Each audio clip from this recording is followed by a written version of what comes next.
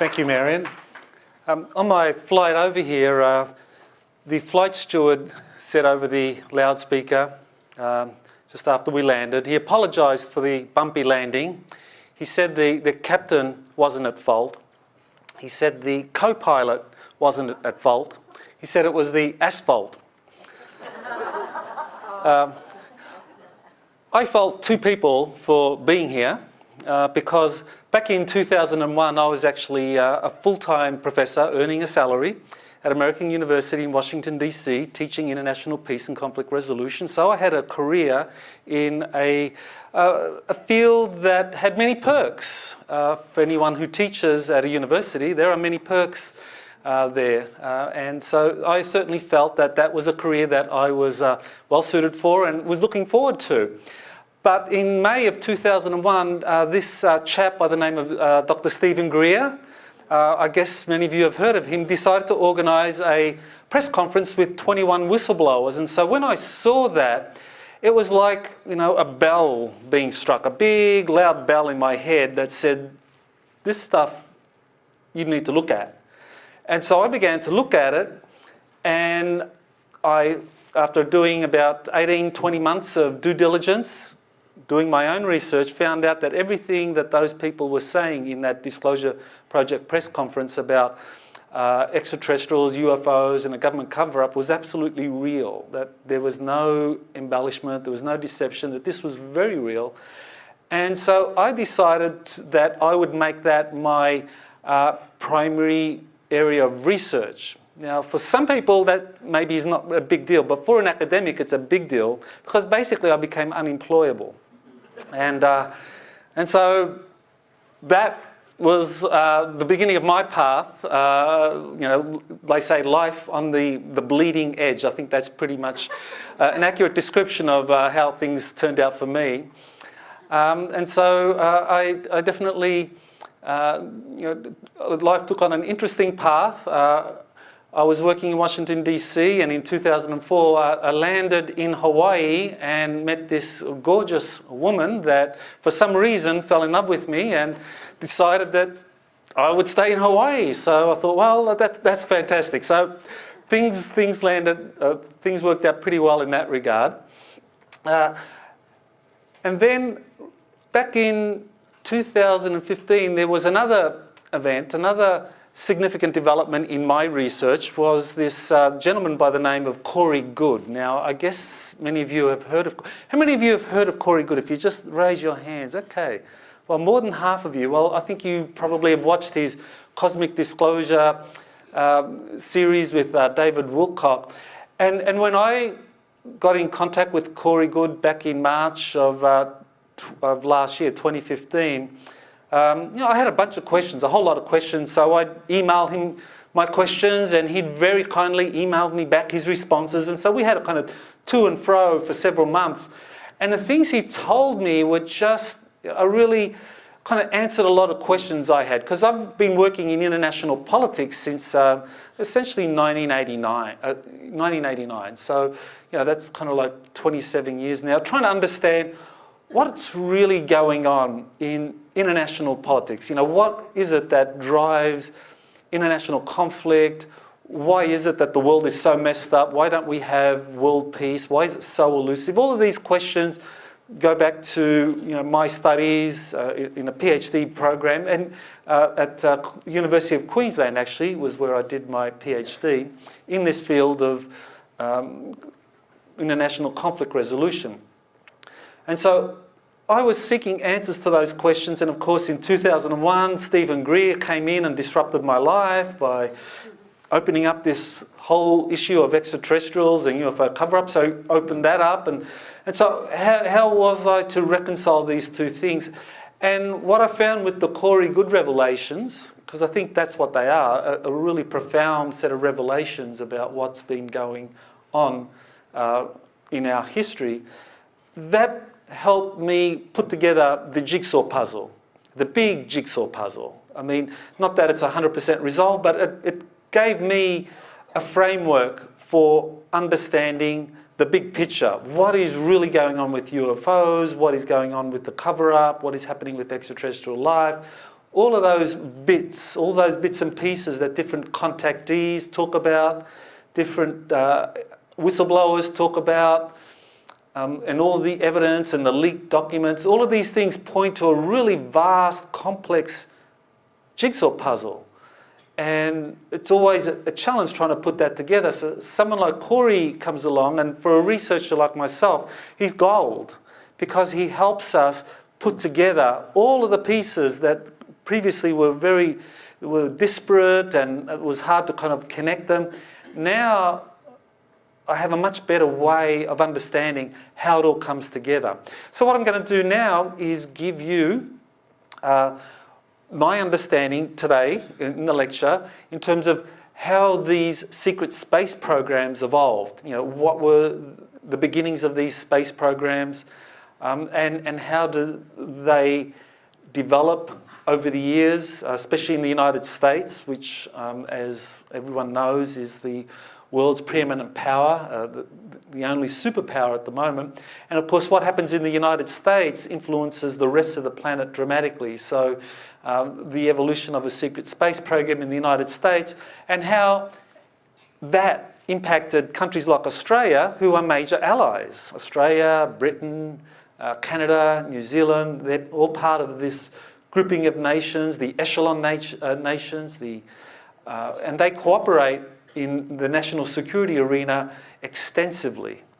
So it's not just that things happen in the United States and that's it. It's like the United States and the corporations and the military organisations and departments and agencies, intelligence agencies, they also cooperate with their allies in Britain, Australia, Canada and New Zealand. So, so that's what we understand about the role of the United States and its major allies. So I'll be focusing on that for today. And so let me begin by what I think is a very helpful way of understanding the origins of secret space programs in our era. And I'm going to see if I can put the mic here.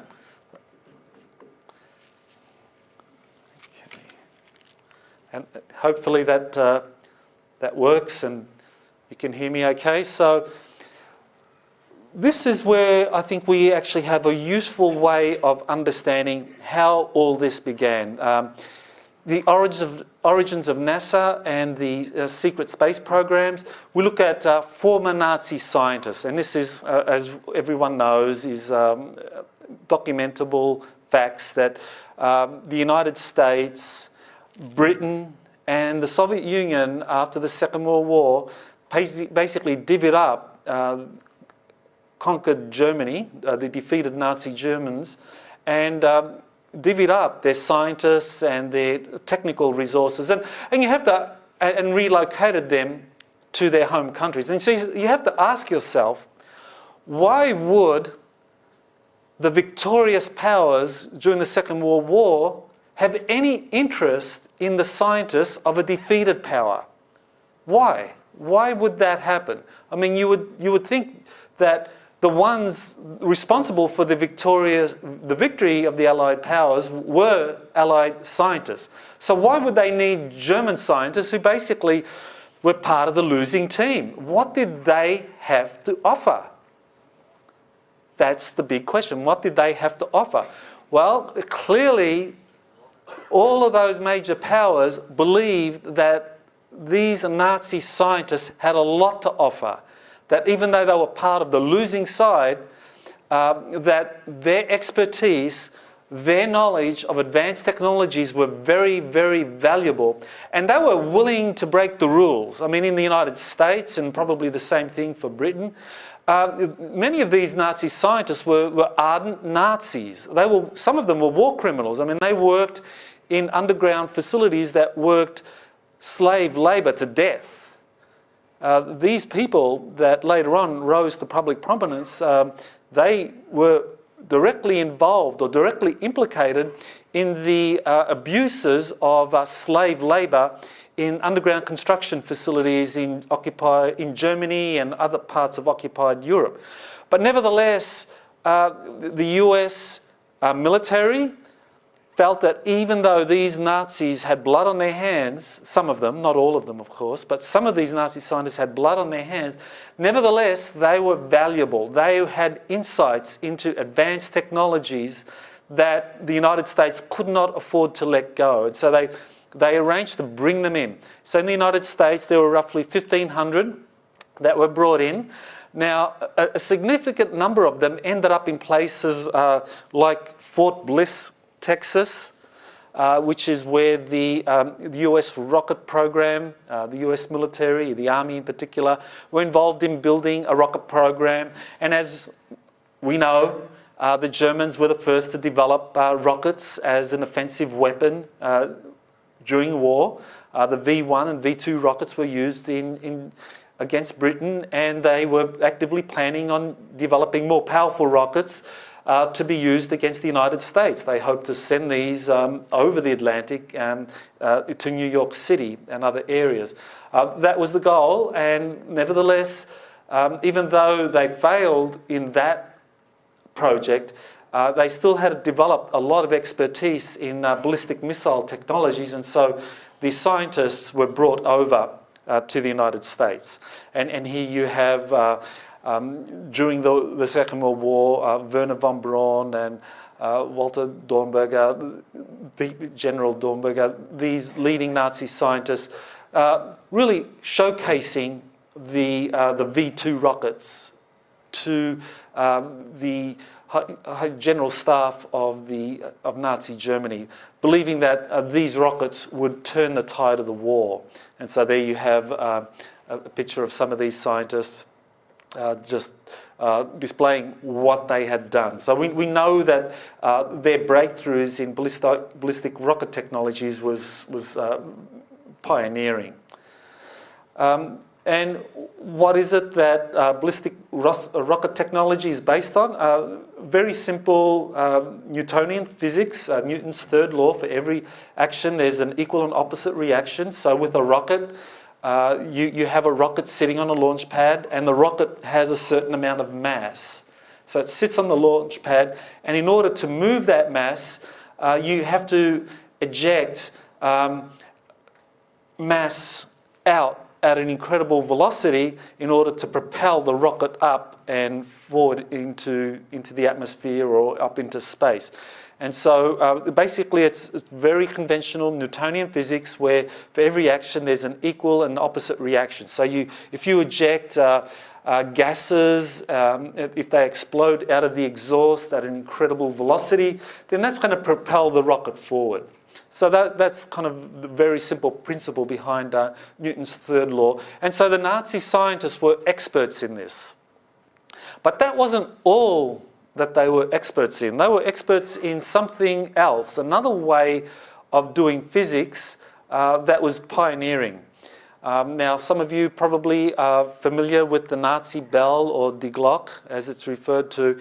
And this is a very different way of being able to propel things forward. Rather than using Newton's laws of physics, of ejecting mass or rocket fuel at an incredible velocity, the Bell experiments was trying to develop a different way of doing things, using high energy plasma that was pressurized to very high temperatures and pressure, going around very rapidly in a circular path. So you see there with the Bell, you have a kind of circular path down there where you could have something like plasma being conducted in some kind of experiment. So the Nazi Bell kind of suggests that there is another form of physics, and people give it different names.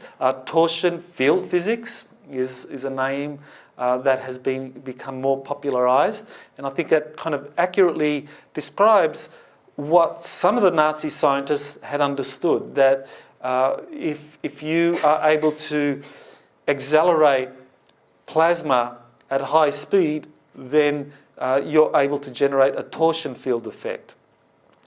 So there you have some of the ideas in this rotating plasma. One of the things that was observed for those that have done this research is that it has an effect on weight or mass. So, remember that rocket standing on the launching pad and having a certain mass and needed to be propelled forward? Well, if you could reduce the mass of that rocket significantly, then you would need less rocket fuel coming out the back. I mean, that's the simple principle. So, of course, conventional rocketry today try to come up with new alloys to reduce the weight of the rocket, the principle being that, well, with less mass, less fuel would be needed and you could get the rocket up there more quickly. Well, so this is something that was observed to have an effect on mass, that rotating plasma around can reduce mass by as much as 97%, which is an incredible figure that some of the people who have been doing research in torsion field physics have asserted. And as I'll discuss a little bit later when it comes to some of the pioneering anti-gravity craft, that 97% seems to be the amount of mass reduction that occurs when you use this principle for some of these anti-gravity vehicles. So spinning plasma around has an effect on mass. Now, how do we know that some of these Nazi scientists were experts in this kind of thing? We know that they were experts in plasma and also in another field, a related field called electrogravitics, or where you generate high voltage charges, electrostatic charges, on one end of an object, kind of like a capacitor. Like if you create a capacitor and one charge is very highly charged, then what was observed by Thomas Townsend Brown in 1928 was that this created a force. Again, this is non-Newtonian because it's not predicted by Newtonian physics, but if you have enough of a high enough electrostatic charge, it creates this force that can propel the whole object forward. So if you think of a capacitor, or like you have here, an object, one end is positively charged and the other end is negatively charged, then the object, the whole thing, will move in the direction of the positive charge. So that's the principle that Thomas Townsend Brown, back in 1928, so this is not new. We're talking about things that were happening almost 90 years ago. 90 years ago that this was understood by scientists back then. And we know that some of the Nazi scientists taken over as part of Project Paperclip, some of those were experts in this. One of them was Winifred Schumann. He was a professor at the Technical University of Munich. He was the director of the Electrophysical Laboratory, beginning in 1924 all the way back to 1961. Of course, there was an interruption during the war. But his expertise was in high voltage electrostatics and rotating high energy plasma. So he was an expert in these non-Newtonian propulsion systems. Now, how do we know that this was something that the US was actively researching with the aid of Nazi scientists? Well, we know that Schumann was on a list of Nazi scientists that was actually requested by the US Army Air Force back in 1946. The US Army Air Force was the precursor to the United States Air Force that was formed in September 1947. And so there you have a document with Schumann's name on this document, which was a document basically requesting this group of Nazi scientists to go to Wright-Patterson Airfield, which is where the Air Force conducted its aerospace projects. So why would the US Air Force be requiring Nazi scientists with an expertise in high rotating plasma physics and electrostatics? And this is one of the things that is very powerful evidence that the US, back in the 1940s was very active in researching principles that could be used in the development of flying saucers or something related to the Nazi bell, as we just saw before. So let's now move to NASA and what NASA was doing with conventional rockets. As we know, NASA has used a number of rockets for launching satellites and launching missions into orbit around the Earth, and then orbit around the Moon, and then finally the lunar landing, needing larger and larger rockets. And of course, there's Wernher von Braun, one of those Nazi scientists brought over by Project Paperclip. And von Braun believed very much in rocket technologies, that he believed that rockets was the path to developing a permanent presence in space. So this was a man who was completely committed to rocketry. And so he believed, for example, back in 1952, that you could build a space station using rockets to launch equipment up there into space, and that this could then be assembled in space and it would become a space station. Now, of course, we know this because we know that this is very feasible because this is precisely what happened with the creation of space stations by the Soviet Union and the United States in the 1980s, and more recently with the International Space Station. And similarly, the Chinese are doing something along the same lines with theirs. But it's interesting that back in 1952, this was what von Braun believed was possible. And he wasn't alone.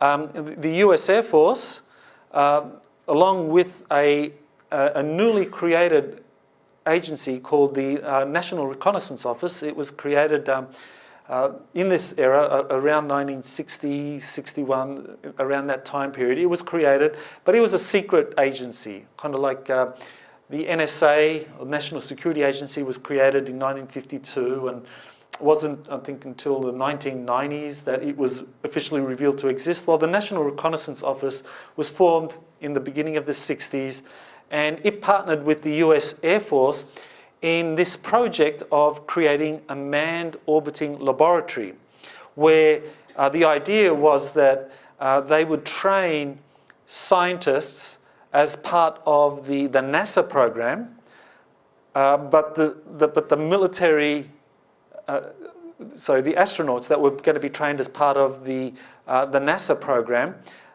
some of them would go into NASA, into the various projects that they had, but some of the other astronauts would go into this secret program that was being organised by the US Air Force and NRO to create a permanent manned laboratory in space, a space station, that would act as a means of being able to monitor the Soviet Union and other countries of the world. So here we're talking about a secret space station whose real purpose was to spy on the United States and whoever.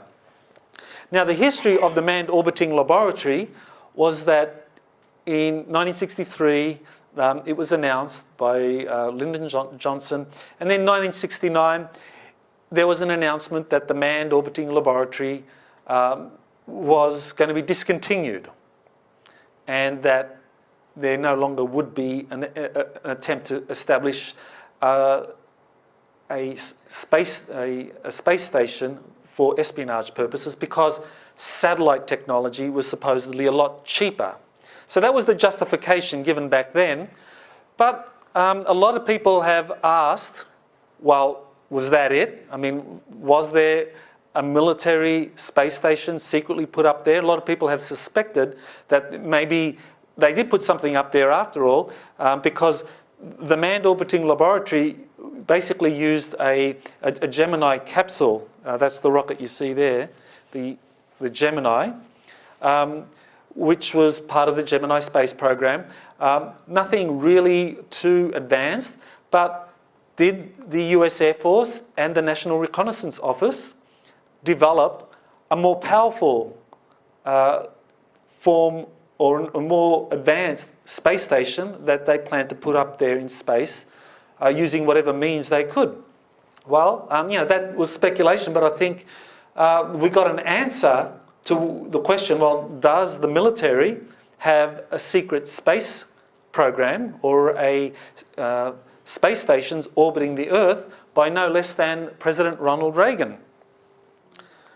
Ronald Reagan said in 1985, in his diary entry, in the Reagan diaries, he said, quote, "Lunch with 5 top space scientists. It was fascinating. Space truly is the last frontier, and some of the developments there in astronomy, etc., are like science fiction, except they are real. I learned that our shuttle capacity is such that we could orbit 300 people." Well, this was said in 1985. Well, in 1985, could the US orbit 300 people in space? Well, that's kind of a bit of a mystery. At that time, you had the space shuttle that began operations in 1981. And the space shuttle could certainly, and there were only 5 space shuttles built. And the space shuttle had a crew of 9. Okay, so you've got a crew of 9, you've got 5 space shuttles. Now you do the math. How are you going to get 300 people in orbit using 5 space shuttles with a crew of 9? It's not possible. Where are they going to take them? You're going to just kind of leave them up there inside of inside of a little satellite up there? No, this is very clearly, Reagan was suggesting that there was some orbiting vehicle up there that could accommodate 300 astronauts. So Reagan answered the question, what happened after the US Air Force and the National Reconnaissance Office cancelled the Manned Orbiting Laboratory mission? They didn't cancel it because they didn't believe that a permanent spy space station wasn't economically feasible. They cancelled that because they had a more advanced program, a more advanced space station that they could put up there. And it was done secretly. It was run by the US Air Force and the NRO. So I think what Reagan was telling us is that this is what's going on. Now, this was the Spider space station concept back in 1976. So either something like this was developed or some other kind of permanent manned space station was created up there that was under the jurisdiction of the US Air Force and the National Reconnaissance Office. Okay, so you've got a space station up there that possibly could accommodate 300 people, as Reagan says. Okay, so then, as we said, this space shuttle, 5 of them take up 9 people at a time. How are you going to get 300 personnel back and forth if this space station exists? So if that does exist, which I think it does, and whistleblowers actually have come forward and said that yes, there are cloaked space stations, cloaked, hidden, that operate in near-Earth orbit, or certainly orbiting around the Earth at some altitude out there, several thousand miles or more. So there is something, or maybe more than one out there. So how are you going to get astronauts up there?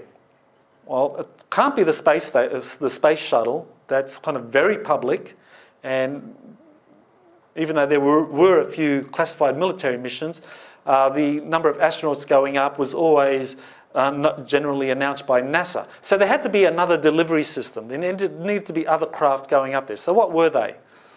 Well, this is where we get Edgar Fouché coming forward and revealing back in 1998 what he had learned while he was working at Area 51. Edgar Fouché was an employee at Area 51. His expertise was in avionics. And in 1998, he came forward with a book. And also, gave a speech, a presentation at the Laughlin International UFO Congress in Nevada. And the name of his book was Alien Rapture. And so he came forward to reveal what he had learned. And here he had a lot of documents to substantiate that he genuinely was an expert in avionics, that he knew about the avionics systems of advanced jet craft that were being built by the United States, and his documentation support his claims that he was working at Area 51. He said that he also was collaborating with 5 other people, 5 other peers that worked with him out of Area 51 on related projects, other advanced aerospace programs, and that they collectively pooled their knowledge together to see what the big picture was, because as many whistleblowers reveal, classified programs are typically compartmentalized. So you might work in something like avionics, another person might be working on something like propulsion, another person working on another related area, navigation. And typically the way in which these classified programs work, especially at Area 51, is people don't talk about what they're doing to one another. They don't share knowledge, which is very different to what happens in a university where scientists share information all the time, which is where a lot of science in the white world makes great advances, because science and knowledge is shared and discussed amongst peers who can kind of like go over any problems anyone has. So that's how science is typically seen to advance. But in these classified programs, a very different principle is used, one of compartmentalization, where scientists can't talk about what they're working on, or engineers can't share it with others. So nevertheless, Fouché says that he and his 5 buddies, during their off hours, nevertheless did share this information.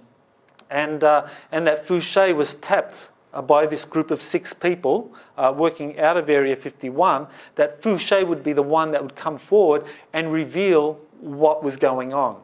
So now we're going to hear, now we're going to see what it was that Fouché said was happening at Area 51. That might give us an answer to what are the delivery systems for these space stations, cloaked space stations that are being run by the NRO and the US Air Force.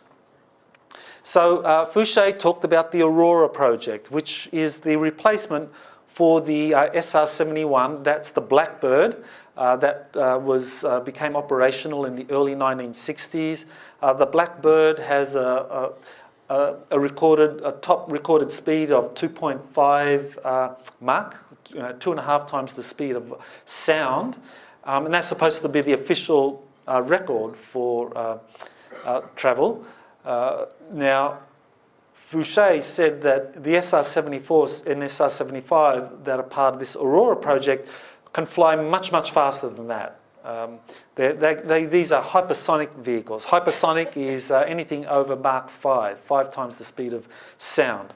So the Aurora project involves 2 craft. The SR-75 is the larger of the 2 craft.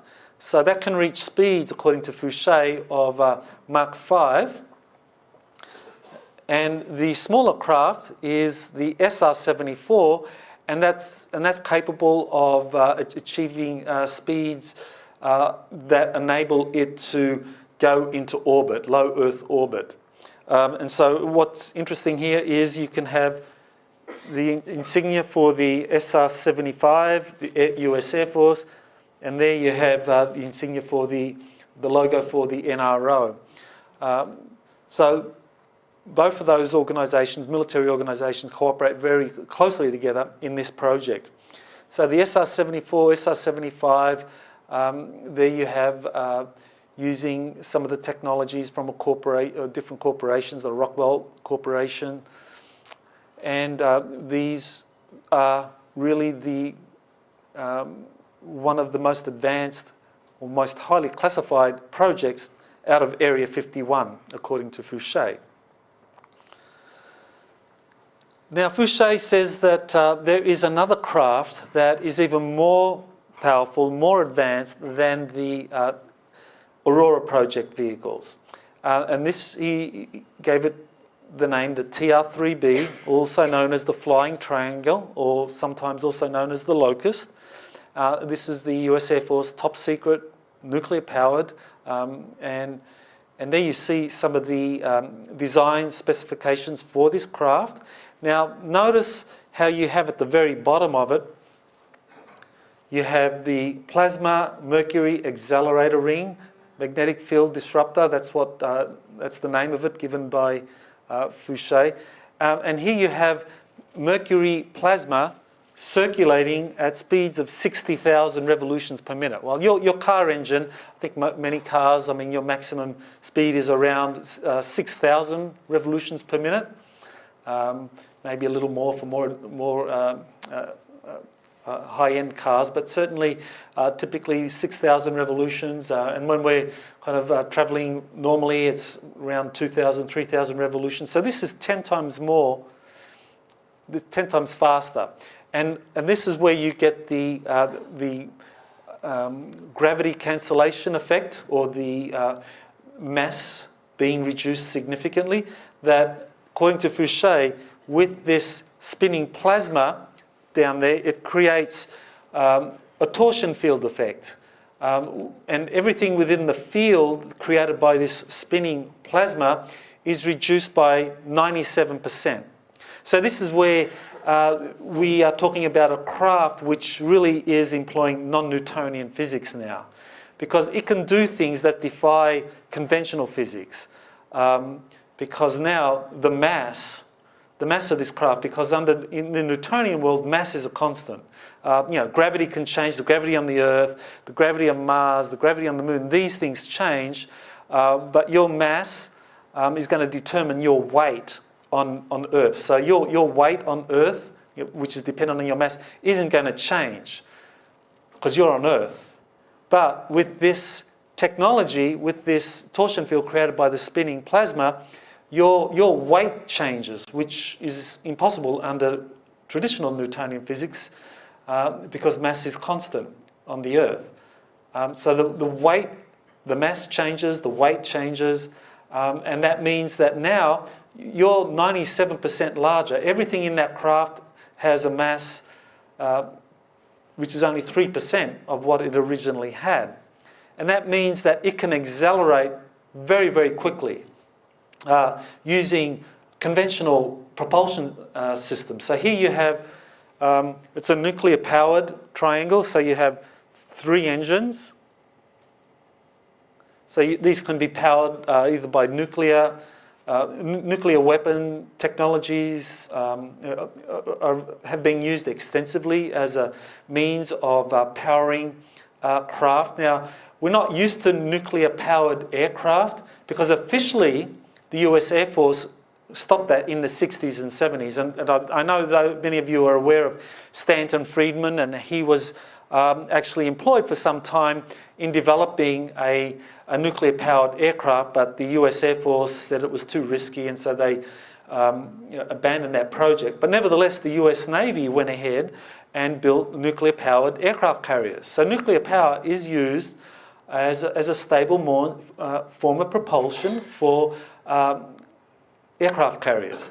Same thing applied to this TR-3B using nuclear power. So that means you've got this mercury plasma spinning around in the center that reduces the weight of the craft, and then you have the nuclear engines kicking in, and that can propel the craft forward very, very rapidly. So we're talking about speeds way in excess of hypersonic, 5 times the speed of sound, it being capable of going into orbit around the planet.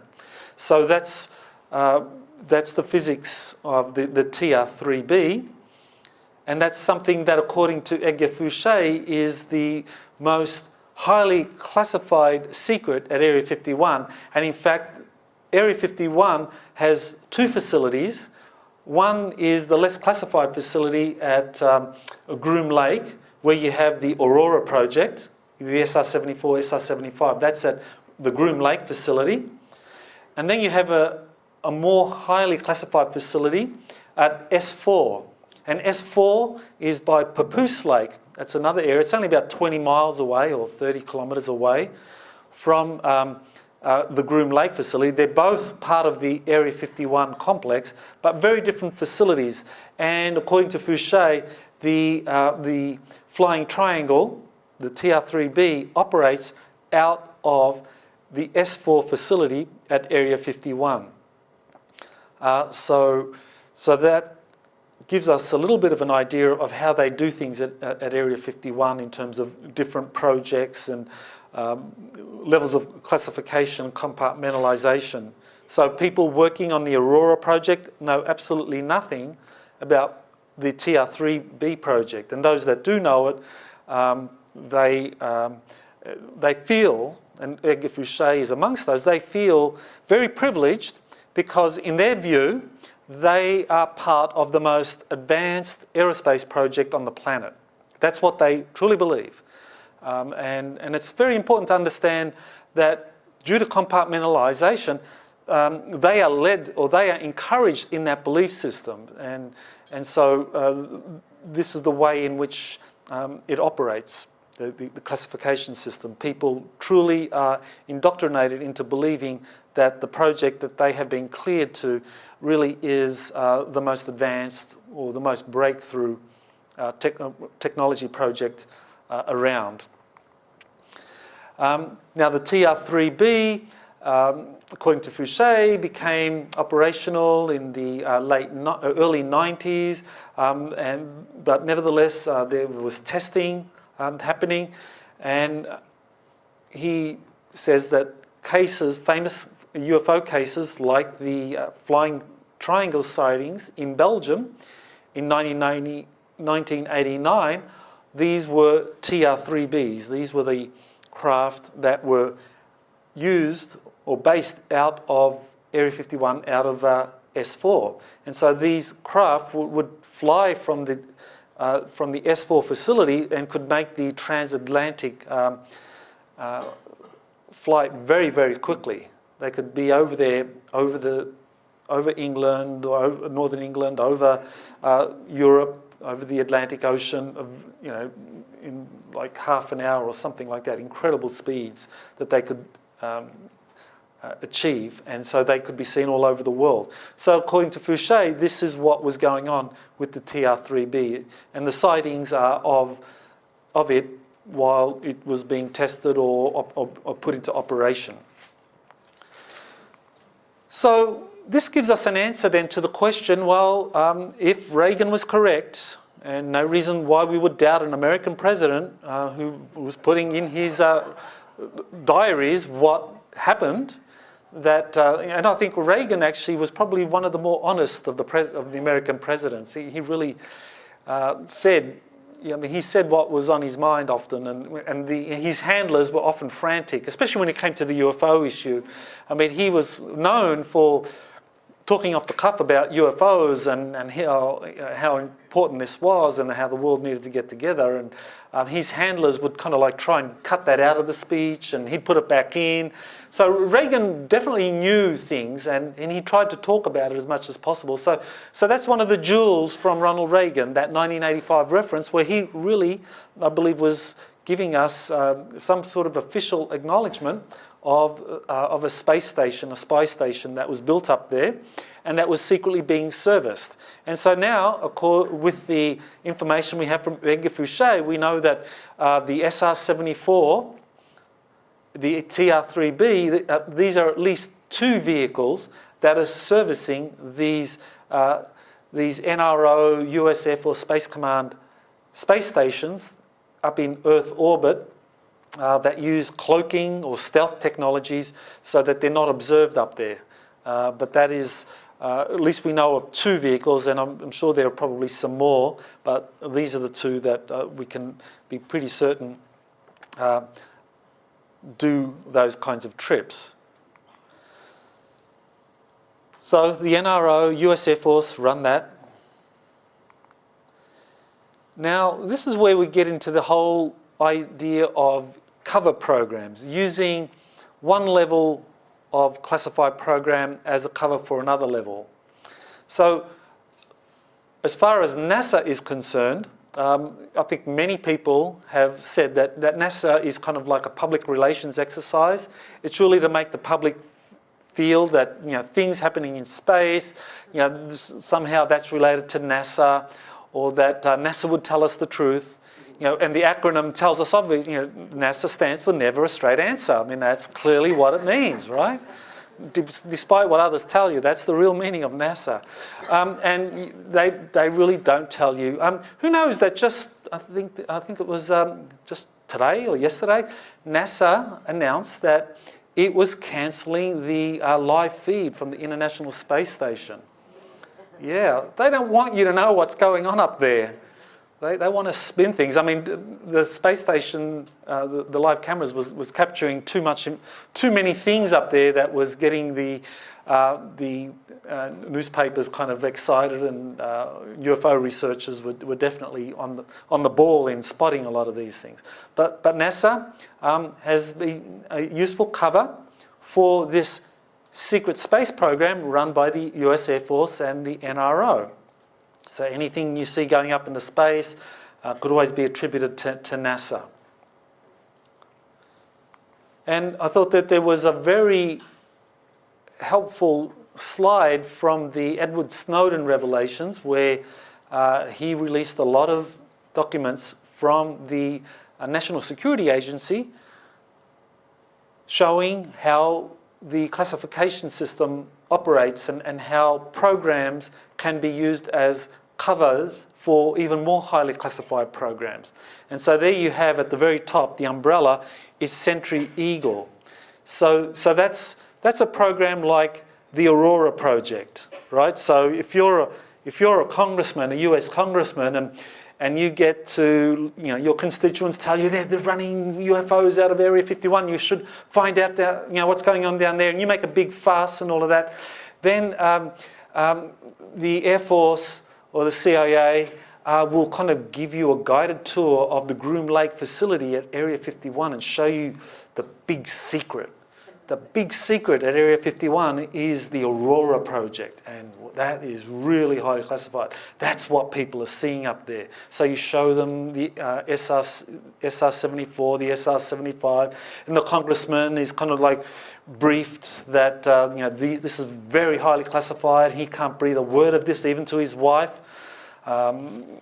And that's the way it is. And so the congressman comes back very impressed. And so the next time his constituent tells him that UFOs are being run out of Area 51, he'll kind of say, well, you know, he'll give him some sort of story about what's happening down there that's not really the truth, but because the congressman has been briefed to a limited extent, he feels that he's got his answer or her answer.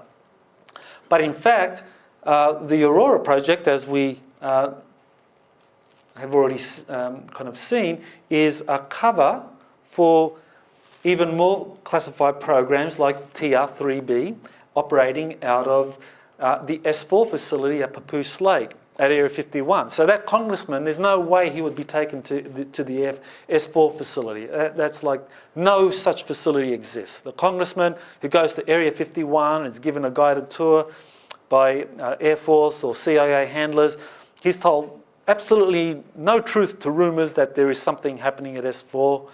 All the action here is at Papoose Lake, at Groom Lake with the SR-74, and that all of this other information about flying saucers and anti-gravity craft, that's just CIA disinformation.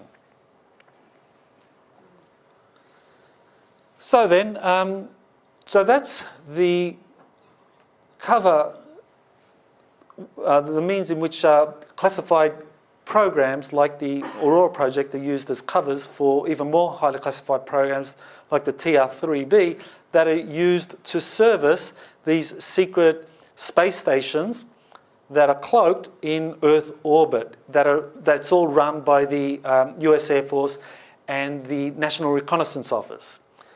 So when we're talking about the secret space program, if you ask Edgar Fouché and people operating out of Area 51, well, they'll pat you on the back if you know about the TR-3B, because that's it. That's the secret space program. Good for you. You worked it out. That's it. Nothing more. Everything else is disinformation. So that is one way in which the secret about multiple secret space programs is kept. That those involved in these other programs, these cover programs, are convinced that there's nothing higher, there's nothing more advanced. But this program, the NRO US Air Force program, is a cover for another program which is run by the US Navy. And this is the logo for the Space and Naval Warfare Systems Command, also known as SPAWAR, that has offices in San Diego, California, and that is involved in a lot of highly advanced engineering or planning involving a secret space program. But the real secret space program, the most highly classified program, is run not by the Air Force but by the US Navy. So that's where we're going to go now. We're going to kind of find out, well, what does the Navy know? How much of this, what the US Navy has developed over the years, how much of that is due to these Nazi scientists developing, say, anti-gravity technologies or torsion field physics, high voltage electrostatics? How much of the Navy space program is influenced or based on that? So to understand what the Navy has been doing, there's someone who has recently come forward who has talked about a covert Navy program that operated during World War II. How many of you know of William Tompkins? If you just raise your hands so I can get an idea. Okay, not quite half of you. Okay, so most of you don't know William Tompkins. So let me give you a little bit of the backstory for William Tompkins. He came forward in December of 2015 with a book and with some radio interviews, and I thankfully was able to track him down as well to find out what it was that he knows about the Navy's involvement in developing a secret space program.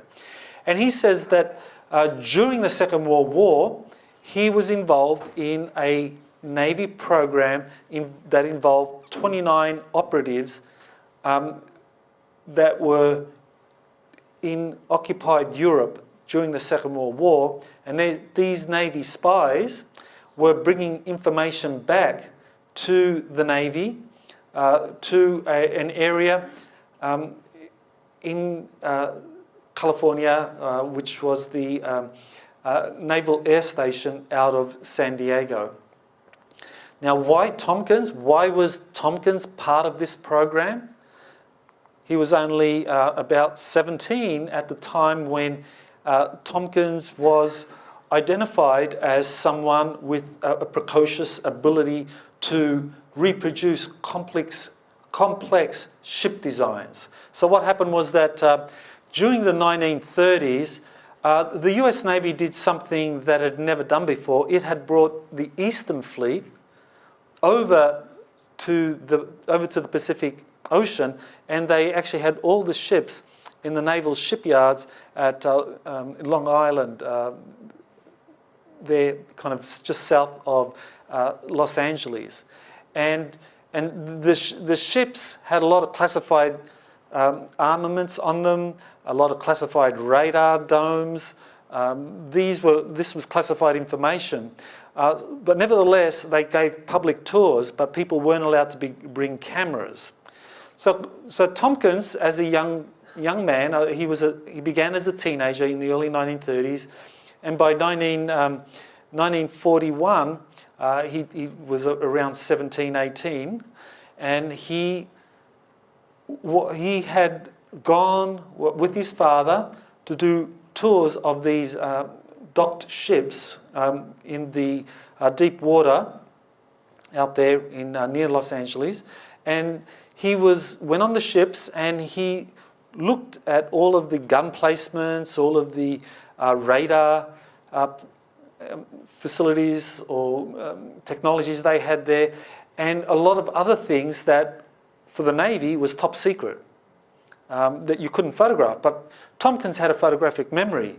So what Tompkins did, he did designs, he wrote down the designs of these when he got home, and he was able to measure the specific distances between different parts of the craft. So over a period of several years, he was able to develop very accurate designs that he then used for developing models. So here you have some of the models that Bill Tompkins developed that he eventually had displayed in a Los Angeles department store. And what happened was that people admired the accuracy of these craft, and so when you had Navy personnel coming by, you know, they were very impressed with Tompkins. And when you had Navy intelligence people coming by, they looked at it and they said, "My God, we got a spy amongst us." And so they brought Tompkins' father in for interrogation because they were convinced Tompkins' father was a spy because he was the one that had arranged for the planes or for the ships to be put in this department store. So after they interrogated Tompkins' father for a couple of days, they were convinced that he was telling the truth, that his son had actually just designed these things from visiting or going out and looking at the boats that were displayed out in the Deepwater Harbour out there. And so then they brought the son in, Bill Tompkins, and they interrogated him and looked at his room and saw the kind of piles of designs and his complex drawings and his efforts in creating new models. And they realised that what they had on their hands was not a spy, but an incredibly talented young man with a photographic memory who had a capacity to understand complex ship designs and draw them to very high degrees of accuracy. And so the Navy decided, well, you know, we want you. We want you to work for us. And so the Navy recruited Tompkins, and it wasn't just the US Navy, it was US Navy intelligence recruited Tompkins into doing work for the Navy. And so, you know, this is part of the documentation Tompkins has supplied, just showing him with his model ships. And this was a news story by the Evening Outlook from March of 1941, where he's showing his ships to a Navy captain. Now, Tompkins has supplied a lot of documentation supporting his testimony. So here you have a document basically showing that Tompkins' mission order was to be a disseminator of naval aircraft research and information. Now Tompkins was only a teenager when he first began to do this. His job was to be a disseminator of naval aircraft research and information. What exactly did that mean? Well, Tompkins was part of this program that I briefly mentioned of 29 Navy spies that would be rotated in and out of occupied Europe, who would report to the Naval Air Station in San Diego and report on what it was that they had seen. And Tompkins' job was to listen to the debriefings of these spies, and because of Tompkins' photographic memory, his ability to draw complex ship designs, his job was to accurately draw and design as best he could what it was that these Navy spies were describing. And so they were describing craft that the Nazis were developing in their aerospace programs.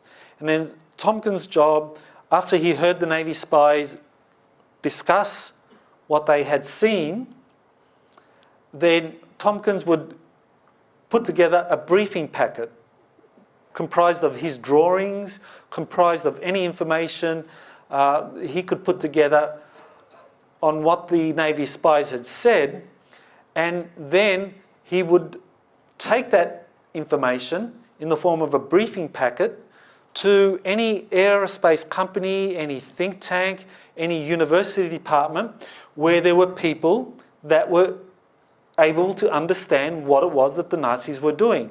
And according to Tompkins, and what the spies were reporting back was just so advanced that when he took the information to a lot of these aerospace companies or think tanks, the scientists or the engineers said, not possible. You know, this is a waste of my time. Get away. Don't come back. That sort of thing. He would get reactions like that because these were using principles that were non-Newtonian in many cases, as I mentioned, like the torsion field physics. This was something that during the Second World War simply wasn't understood by many scientists and many engineers. So they didn't have time for this. But nevertheless, Tompkins was under instructions to disseminate this to see if anyone could understand it, because the Navy needed to know, well, does anyone understand what the Germans are doing? And we need to know what they're getting up to, because this obviously has implications for the war effort. So, you know, they were trying to get intelligence on the Nazi projects and exactly what the capabilities were. So here's one of the documents that Tompkins has supplied that shows that he was authorized to carry out of the Naval Air Station in San Diego. So he had a US Naval Air Station, San Diego. It gives you the name, Tompkins. It tells you how many packages he can take out. And it says, and this is signed by an Admiral Bolter. So here he took out one package. This other document shows he took out 3 packages. So the Naval Air Station was a very heavily classified and very secure installation. So this document really is hard evidence that Tompkins was performing a very highly classified duty of transporting information related to naval aircraft design and development to outside actors or to institutions such as California Institute of Technology, or to Lockheed, or to Northrop and the big aerospace companies of the day, as well as the East Coast companies and military institutions at the time. Tompkins has revealed the name of the admiral who ran this project, and his official title was Assembly and Repair Officer at Naval Air Station San Diego from 1942 to 1946. So that was his official job. So his job was to make sure that the Navy planes, the aircraft that were used on the aircraft carriers and so forth, had the most advanced technologies, combat capabilities possible at the time. So his job was to repair them or retrofit them or do whatever was necessary to ensure that they had the most success in air operations during the Second World War. In the evenings, though, he had another job. So he was a very busy guy, Admiral Bolter. In the evenings, he ran this program with 29 Navy spies in Nazi Germany. And so these spies would basically, on a kind of 6-month rotation, would come in, stay for a week, give 5 or 6 debriefings, where Tompkins would, after each debriefing, kind of put together a briefing package that he would take during the day to whoever might be able to kind of shed information on that or clarity on that. And then in the evening, come back for the next debriefing. And so this went on throughout the Second World War, and there were approximately 1,200 of these debriefings of these 29 spies throughout the war. Now, one of the interesting things about Admiral Bolter was that he is one of the very few Navy officers that was given retroactive promotions, that during the Second World War he was performing the duties of an admiral and he wore an admiral's uniform, even though his official position was a captain in the Navy. So later on, in 1946, he was given a retroactive promotion by the Navy So they do that. The Navy does many things. They're very creative there. So they gave him a retroactive promotion to Rear Admiral, dating from 1943, April 6, 1943, which is a little bit after Tompkins says that Bolter began this program. So that, again, is hard evidence that Admiral Bolter did exist. This is the man who was signing the the exit slips for William Tompkins to take these debriefing packets out of the Naval Air Station to whatever aerospace company might be able to understand what the Nazis were doing in their aerospace programs.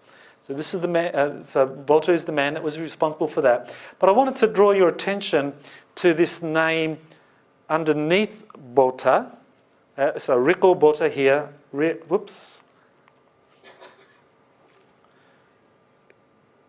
Underneath him is another retroactive promotion, Leslie C. Stevens. He was retroactively promoted from July 3rd of 1943.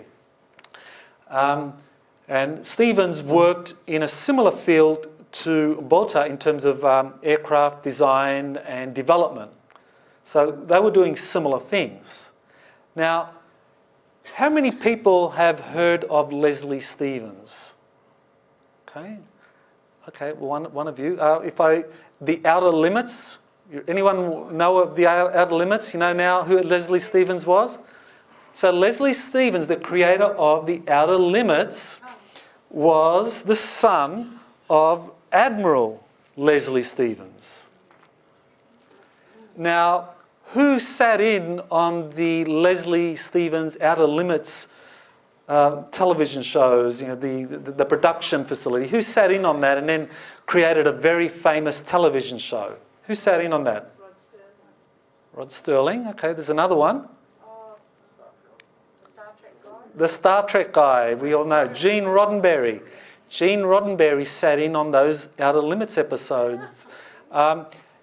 So the idea of a US Navy-run space program, Gene Roddenberry got those from Leslie Stevens. And there have been people who have followed up on Leslie Stevens Jr.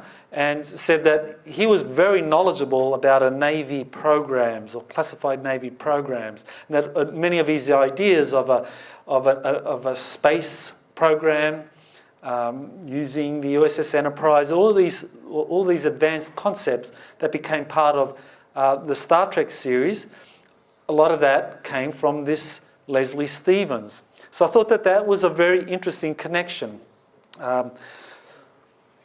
So what we know then, according to Tompkins, is that the Navy has been involved in the development of a secret space program, and that the Navy has quietly encouraged soft disclosure. And soft disclosure is things like getting some of the information out through a fictional television series like Star Trek or The Outer Limits. And Leslie Stevens was involved in that. So Admiral Leslie Stevens was able to tell his son some of what was going on in these top secret Navy programs in order to have soft disclosure. And so this kind of gives us an idea then of what was happening with Star Trek. Star Trek was not just, you know, the imagination of Gene Roddenberry run wild. Gene Roddenberry was getting his information from Leslie Stevens Jr. that was telling Roddenberry, you know, these are the sort of things that the Navy's up to or is planning to do. Planning, that's the important thing here. They were planning to do that, or in process. So Tompkins is a very important figure in understanding the secret space programs and how they involved. Now, the other gentleman who I alluded to earlier is Corey Goode. And Corey is someone who has revealed multiple secret space programs, and a majority of you know of Corey's testimony. Just very briefly, he is someone that has said that from the years 1987 to 2007, he was recruited into a secret space program run by the US Navy called Solar Warden. And that during that time, he performed his missions, that he was trained to be an intuitive empath, which meant that his job was to discern whether or not someone was being truthful. And so he worked in that capacity. And during his tour of duty, that 20-year tour of duty, he says that he was given access to these smart glass pads, that these were used in the secret space programs, and that they basically had intelligence briefings on them. And these smart glass pads had a lot of information about the history of the secret space programs and of the current operations of the secret space programs from 1987 to 2007. And since Corey Goode has come forward, he's disclosed an incredible amount of information about these secret space programs. And many of you have tuned in to the Cosmic Disclosure series, or maybe you've read the email interviews I did with him, or learned about him in some other ways. But he definitely has shared a lot of information. Now, very recently, the last couple of weeks, Cosmic Disclosure has started to air interviews involving Bill Tompkins and Corey Goode with David Wilcock. Anyone seen the interviews with Bill Tompkins? Okay, just a few of you. So one of the things that was I found very interesting was that Corey Goode realized that a lot of the information that he was reading on these smart glass pads from 1987 to 2007, that a lot of that information sounded very familiar, if not identical, to the information that William Tompkins said he was disseminating from 1941 to 1945. And when Bill Tompkins described the situation with a stenographer kind of typing the debriefings of these Navy spies and of the briefing packets that were created by Corey Goode, that were created by Bill Tompkins, Corey said that that was the same information that he was reading on the smart glass pads. So here you have a really interesting connection and corroboration of what Tompkins and Goode say they respectively did. That 40 years after Bill Tompkins had participated in these Navy debriefings and put together these briefing packets for dissemination elsewhere, that information was later on uploaded to these smart glass pads where Corey Goode from 1987 to 2007 read the same information, which kind of helps understand the incredible congruity between their testimonies when it comes to what we're going to be discussing very shortly in terms of what it was that the Nazis had achieved there and what the capabilities of the Nazis' secret space programs were. Through very independent tracks and sources, Corey Goode and William Tompkins were using the same information packs, or some of it anyway. Now, in September of 2015, my book was published, and that used a lot of the available whistleblower testimony and a lot of the documents that's publicly available to kind of analyse what Corey Goode was saying. And the conclusion in my book was that Corey is absolutely authentic and his information is very accurate and consistent with what has been released. And so you can read about that in the book, my analysis there.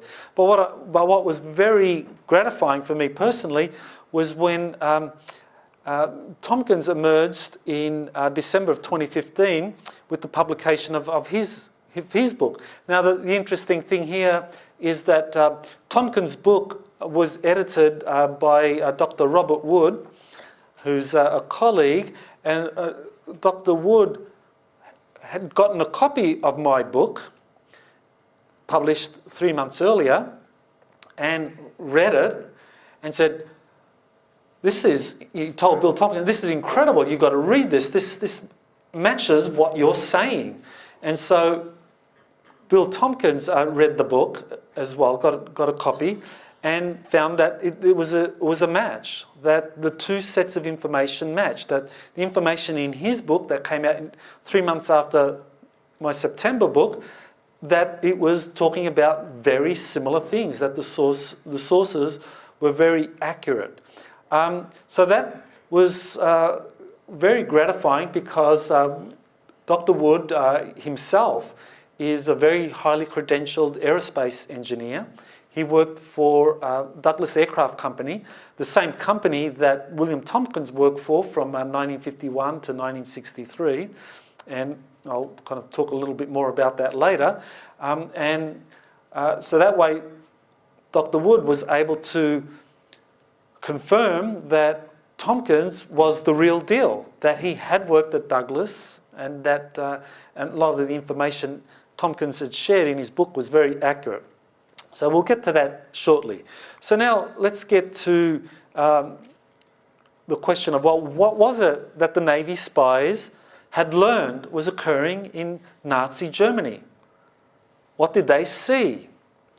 Well, they talked about the Nazis developing up to 30 different prototypes of flying saucer craft. And some of these craft were weaponized. Okay? So there was an attempt by the Nazis not only to develop flying saucers, but to weaponize these. Now, this is not quite as easy as you might think. I mean, putting a cannon on an aircraft, okay, you know, that was an engineering challenge itself, and certainly eventually the Air Force was able to solve the puzzle of, you know, how do you shoot bullets from an aircraft through the spinning propeller without the bullets shredding the propeller. So they were able to work that out. But how do you put a cannon or machine guns or anything like that on a spinning flying saucer? I mean, you have an incredibly complex engineering problem there. So what was it that why did the Nazis not successfully achieve this incredible engineering feat? It might simply be because they didn't have time to solve it. I mean, it was the engineering problems of weaponizing flying saucers, which were incredibly new technologies that had been developed. This was something that could not be done overnight. It would take time. But nevertheless, the Nazis had developed these to a certain extent. Now, why was it that the Nazis were able to develop these advanced flying saucers? Where did they get that information? Well, there are two sources that I'll kind of briefly refer to here.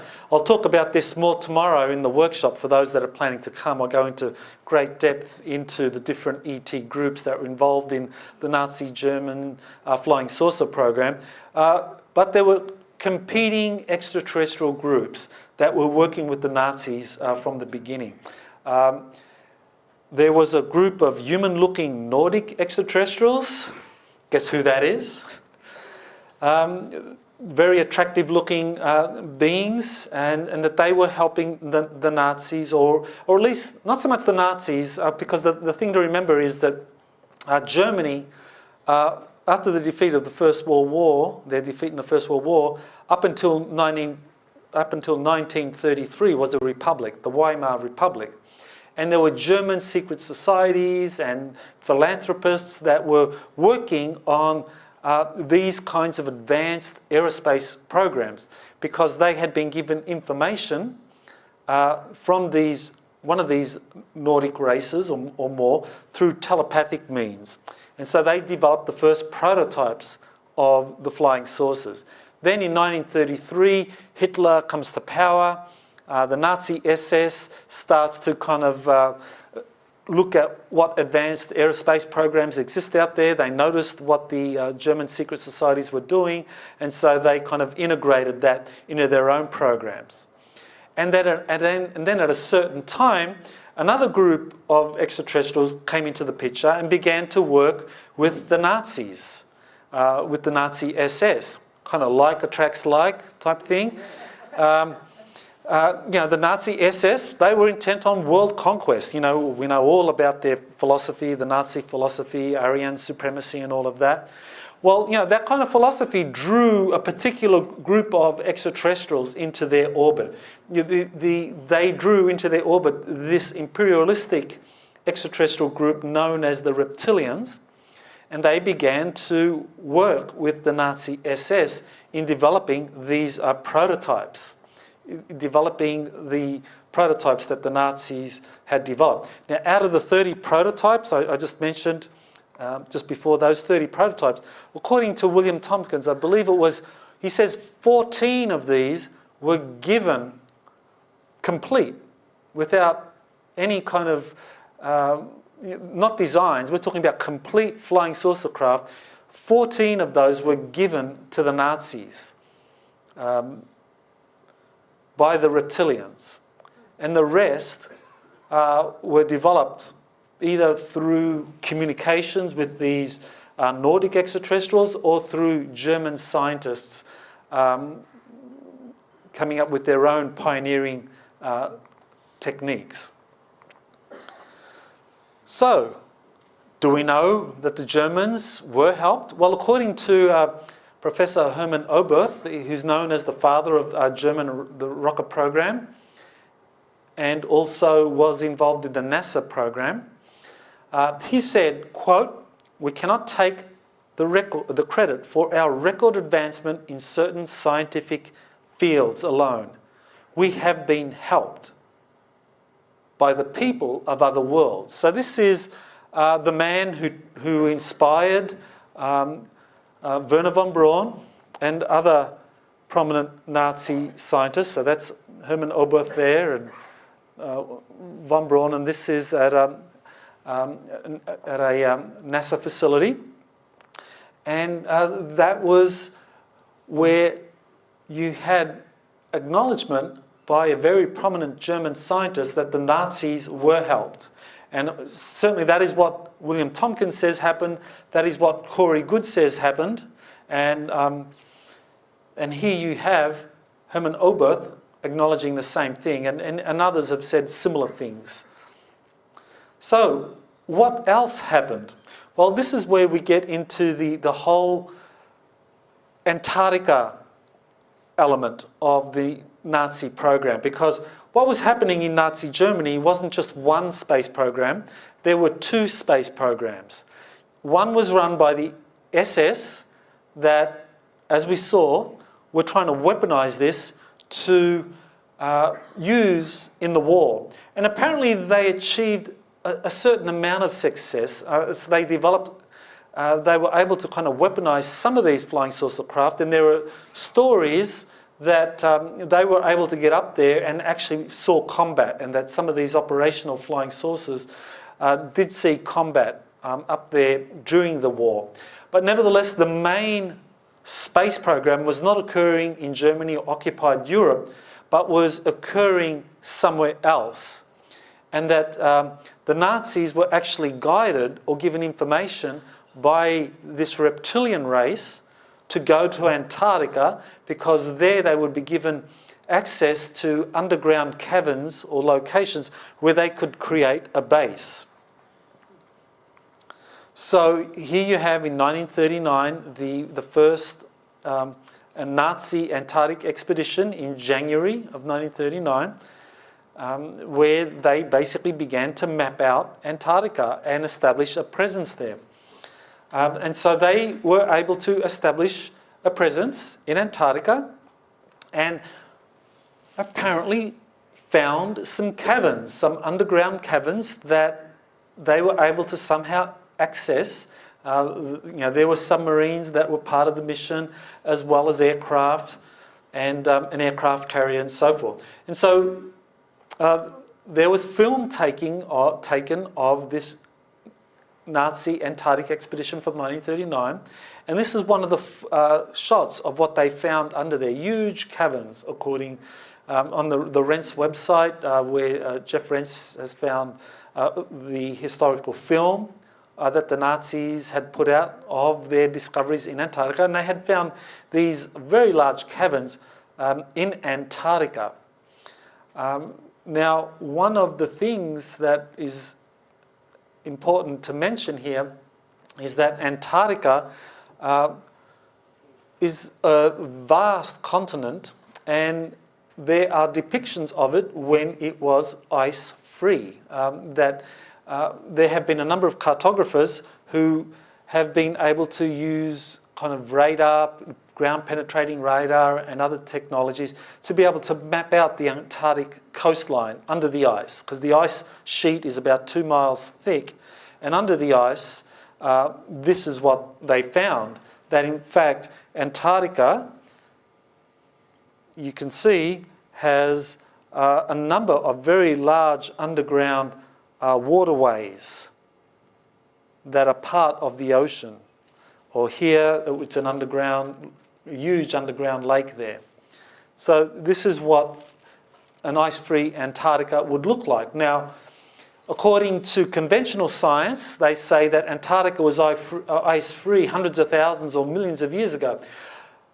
But we know from the Peri Reis maps and the Orontes Phineas maps that cartographers from the 16th century were able to access old records that showed Antarctica ice-free. That the history of Antarctica is not what we have been told. That at some point Antarctica was ice-free, and that very likely there was some kind of advanced civilization down there. And certainly that is what the Nazis have been told by this race of reptilians, according to Tompkins and Good. And so the Nazis went down there and took a lot of equipment, a lot of resources down there to build an underground base. And so here you have the comparison between the ice-covered Antarctica and the ice-free Antarctica. And you can see, obviously, how very different they are. But in the ice-covered Antarctica, those waterways have not disappeared. How could you get there? If, for example, there was those waterways are still there, and just say there are huge caverns or openings where those waterways open up under the ice, how would you get there? Any guesses? In a USO, in a submarine. That's exactly right. That's how you would get there. And so we have these documents that have emerged from former captains, Nazi captains, of their U-boat fleets that detail the route that the submarine captains have to take to reach the hidden underground bases in Antarctica. And so that gives you the description of the different steps, different ways in which they would navigate. And there are a number of these documents that have been released. You can do a Google search on this directions for Nazi submarines to Antarctica, and you'll see a bunch of documents and some articles that detail this. But this is documentation that the Nazis had received guidance or gotten guidance in terms of where to go. Now, according to Tompkins, the Nazis were given 2 bases, or 2 very large underground bases in Antarctica by these reptilians who were in a larger adjacent cavern system. And that the Nazis were given the information on how to locate these huge underground caverns and the instructions on how to get there with submarines, by submarines. And the Nazis, during the Second World War, their submarine production was phenomenal. They produced several thousand submarines during the course of the Second World War. Their submarine construction became so advanced that despite the bombings, the Allied bombings, they were still producing one submarine a day. That's how much the production facilities was churning out each day. So they churned out thousands of these submarines. Of course, we know a lot of these submarines were used for the war effort, but a lot of these submarines, some of them were built, they were very large transportation submarines. So they were taking large numbers of people, equipment, resources, munitions, whatever, to Antarctica. And so that meant that during the Second World War, while the hostilities were raging in Europe, in Antarctica, then throughout the war, and this is the important point, Tompkins and both Good stress, is that throughout the Second World War, the Nazis were transporting lots of equipment and people down to Antarctica for their other space program, which was not a weaponization program. It was more of a space exploration program, and that was being run by the German secret societies. That these German secret societies were still very influential. You know, many people assume that Adolf Hitler was a totalitarian leader and was at the apex of control. What we know now is that he wasn't at the apex of control. The people that were in control are the same people that are in control of all governments today. You know, they're behind the scenes, they are involved in secret societies, and they hoard incredible wealth and advanced technologies for themselves. And so they did the same during the Second World War, where they took their most advanced technologies and their brightest scientists to Antarctica to develop a space program that was not intent on winning the Second World War. Their goal was to develop, their long-term goal was to develop fleets of spacecraft that would eventually be able to cooperate with the reptilian extraterrestrials in their goal of galactic conquest. So that was the long-term goal. So that's kind of in a nutshell what was going on down in Antarctica. They had a long-term goal, and winning the war in Europe was not a priority at all. And one of the things I found very interesting in the Corey Goode information was that he actually said that the Germans in Antarctica withheld their most advanced technologies from the Nazis in Europe, that Hitler had been promised or led to believe that he would be given or helped in developing the advanced technologies that they would need to win the war, but in the end they were denied that. So that in a way, the German secret societies, they weren't too perturbed by the Nazis losing the war in Europe, because their long-term goal required cooperation with the United States. And so even though the war was lost in Europe, Plan B was to get the United States on board and getting the US military-industrial complex working. So we'll get to that in a moment.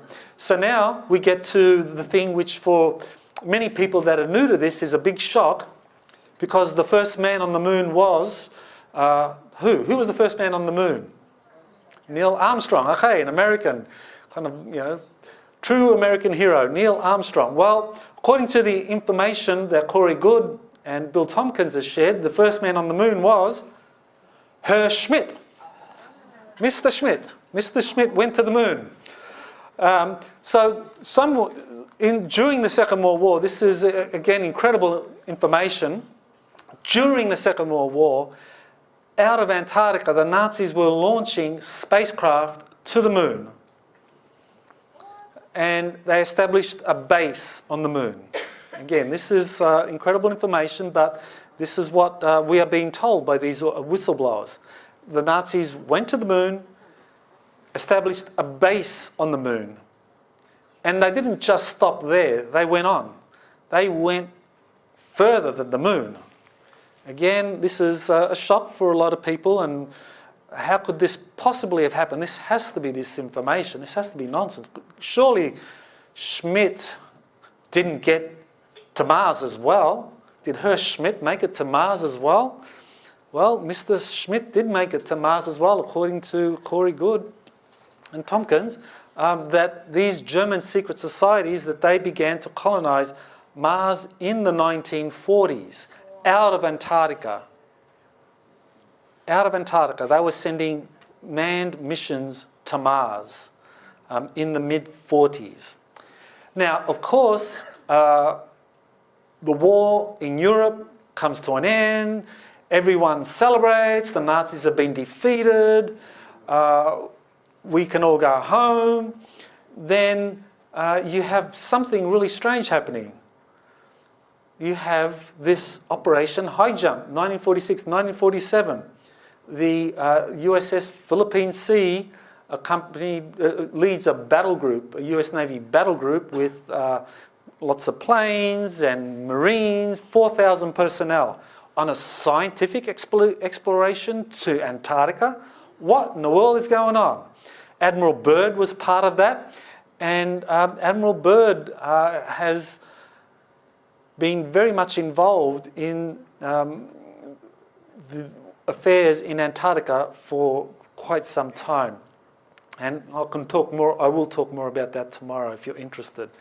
But what we learned from official press releases and public records is that some of the Navy craft from Operation High Jump crashed, and that there were some casualties. So there you have some of the craft that had crashed with casualties being rescued.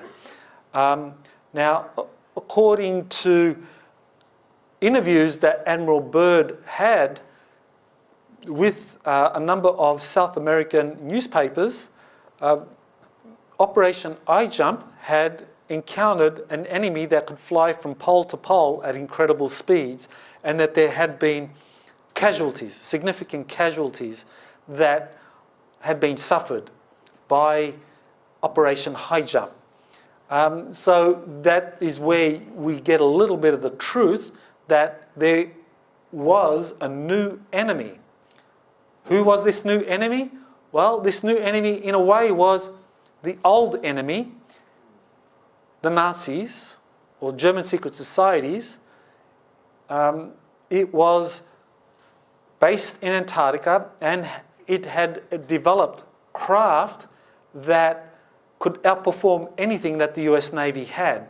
So the US Navy sent their best craft down to Antarctica, and they were basically blown out of the water. The descriptions that have been that have come forward about the battle in Antarctica was that there were waves of USOs or flying saucers that came out of the ocean and attacked the Navy flotilla and destroyed all of the aircraft and sunk some of the ships, but not all of the ships, that the whole flotilla was open to being destroyed by what the Nazis or what the German secret space program had down there.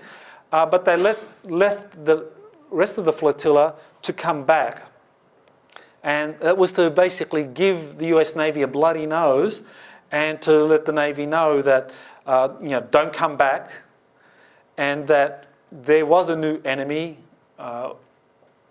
this kind of Fourth Reich, if you like, a Fourth Reich that now had reconstituted itself in Antarctica, and it meant business, and that we'll come calling on you. Don't come to us, we'll come to you. So, it took a few years, but eventually they did go to visit President Truman, who sent Admiral Byrd down there to Antarctica. And so the Nazis sent their welcoming committee to the US to visit President Truman. And this is what they saw, according to Tompkins and Goode. Now, many of you, and I certainly believed when I first came across the information about the Washington, DC UFO sightings, that these were probably extraterrestrial craft. But according to Goode and Tompkins, these were not at all extraterrestrial craft. these were Nazi UFOs. And that Clark McClelland, another whistleblower, who actually worked with the Nazi scientists out of the Kennedy Space Center in the 1960s, he was told the same thing by the Nazi German scientists, that these were Nazi UFOs flying over Washington, D.C. So the Nazis did return, they did come back, and they were visiting the US, and they were doing a flyover of the Capitol. And out of Andrews Air Force Base, the US Air Force sent their most advanced craft at the time, jet aircraft at the time, and they basically were able to, they tried to intercept or tried to bring down some of these craft, some of these flying saucers, but they had absolutely no success. They had no way of being able to intercept these craft, and they were seen by many, many others. Thousands of people witnessed these flying saucers over Washington, D.C. at the time. And according to Good and Tompkins, deals were made. Deals were made, and these deals led to this.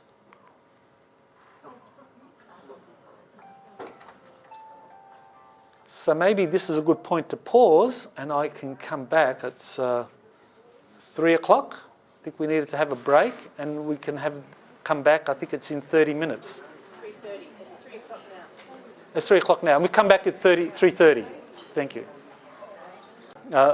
From the first part, when I said the first German on the moon was Herr Schmidt, I didn't actually literally mean that the name of the man was Herr Schmidt, because in German that translates as Mr. Smith. And so Mr. Smith goes to Washington, Mr. Smith goes to the moon, and but I don't know the name of the actual German that did go to the moon. So yeah, just to clarify that. So what we know now is that these Nazi UFOs flew over Washington, D.C. in 1952 to send a message to the US military establishment that the Nazi technologies, the German secret space programs, had achieved a level of technical superiority over anything that the US had, that they could actually visit the capital of the United States and fly overhead without being in any way harmed by the best defense system that the US Air Force had, because the Air Force basically deploys its top fighter squadrons out of Andrews Air Force Base, which is there to basically protect that whole Washington, D.C. area and the Pentagon. And so they did send their fighter jets up there to intercept, and they couldn't do a thing. So by demonstrating their military superiority, basically they were telling the US that they needed to negotiate a deal. And according to Tompkins and according to Good and a number of other whistleblowers like Clark McClelland, deals were reached between the Fourth Reich.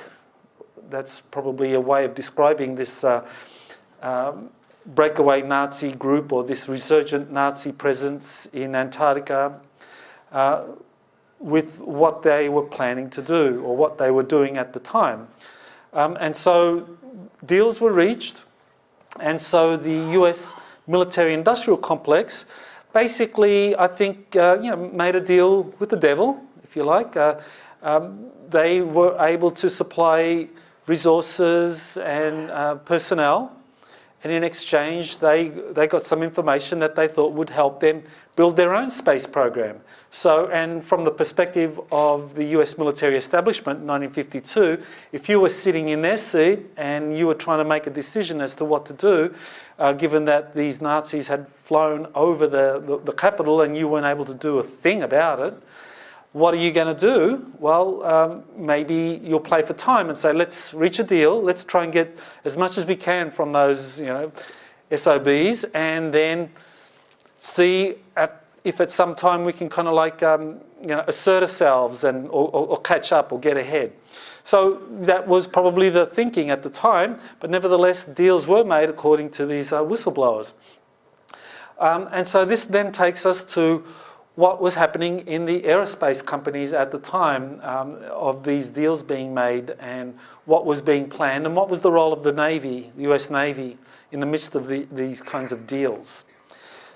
So what we have now is a document that shows or substantiates Bill Tompkins' claims that he worked at Douglas Aviation Company, and that he was at a section of Douglas Engineering called Advanced Design, a think tank, where UFOs and anti-gravity technologies were being studied. And Tompkins said that essentially the think tank at Douglas was given these assignments by the US Navy to come up with designs for spacecraft. Now, everyone, of course, quite rightly says, well, where's the documentation to support any of this? Well, here you have a document from the Douglas Aircraft Company showing that in 1955, the two individuals that Tompkins says were his superiors, Elmer Wheaton and a Dr. Klemperer, that those two individuals were actively studying unconventional propulsion systems that included anti-gravity, and that they were studying flying saucers. So this document substantiates Tompkins' claims that while at Douglas, there was a secret effort to develop anti-gravity craft and to better understand the principles for anti-gravity propulsion systems. So Tompkins says that around that time frame, 1955, that's when he came up with the first designs for a space battle group. And that, so this was one of the designs that's in his book, page 68, Selected by Extraterrestrials, that shows a naval spacecraft battle cruiser, several kilometres in length, 2 kilometres, which is quite a difference with what I earlier discussed with the TR-3B. I don't know if I actually mentioned that dimensions of the TR-3B that's flown out of Area 51, the S4 facility, that has a wingspan of 600 feet, which is about what people report, who have sighted it in Belgium and northern England, 600 feet. Well, here we're talking about craft that are 2 kilometres in length or more. So we are clearly talking about a scale vastly different in terms of the engineering of this kind of craft. And here's another one, a naval spacecraft carrier and also a transport vehicle, again, several kilometres in length, that Tompkins was asked to design for the Navy. And so this was what was happening at the Douglas Aircraft Company in the 1950s, that their engineers were putting together these designs for the Navy's plan for its own space battle groups, that the Navy has a very different kind of strategic planning when they think in the future in terms of craft or what their assets are going to be. As far as the Air Force is concerned, they develop squadrons of aircraft, as many as they can, which are then going to be deployed from whatever operational base they have. So if we're talking about fleets of TR-3Bs, they can be launched from the Earth, obviously. They can go out to space. If there's a space station, a secret space station up there, maybe they could have some of these TR-3Bs use that as a base for forward operations.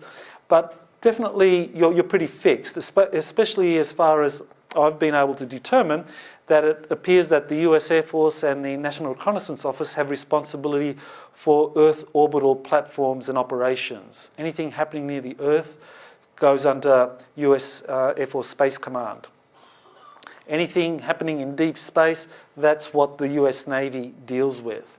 And as far as where the Navy is building these things, Tompkins says that it's basically out of an area in Utah near the Wasatch Mountains, which is a very remote area. And that's, maybe you could want to call it Area 52, even though that's not it. That's not the real name.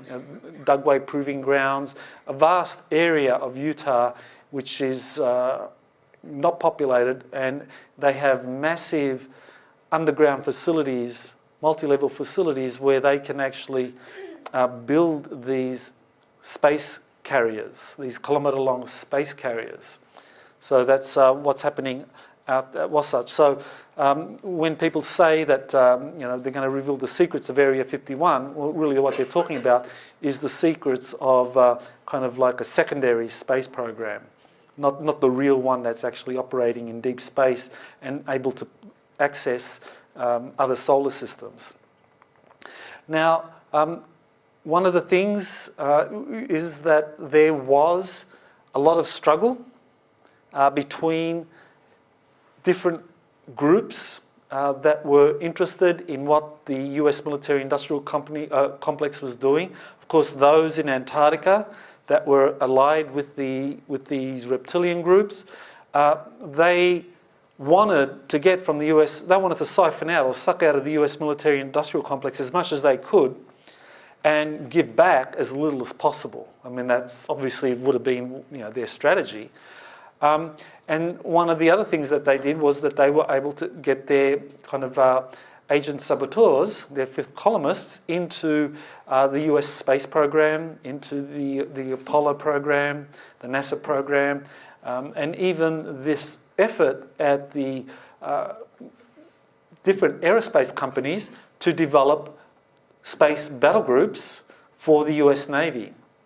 And so, for example, the industrial sabotage or the Nazi infiltration got so bad that the head of the advanced design section at Douglas, where Tompkins worked, he resigned. He got so fed up with engineers being reassigned or disappearing, work that had been conducted on some of these very secretive projects suddenly disappearing, that he got so fed up that he eventually went over to Lockheed because he felt that the Douglas Aviation Company had been infiltrated, or there were people at Douglas that didn't want Douglas to be a part of any successful US Navy space program, and so there was sabotage. So he left, and then Tompkins, less than a year later, was sacked by Douglas.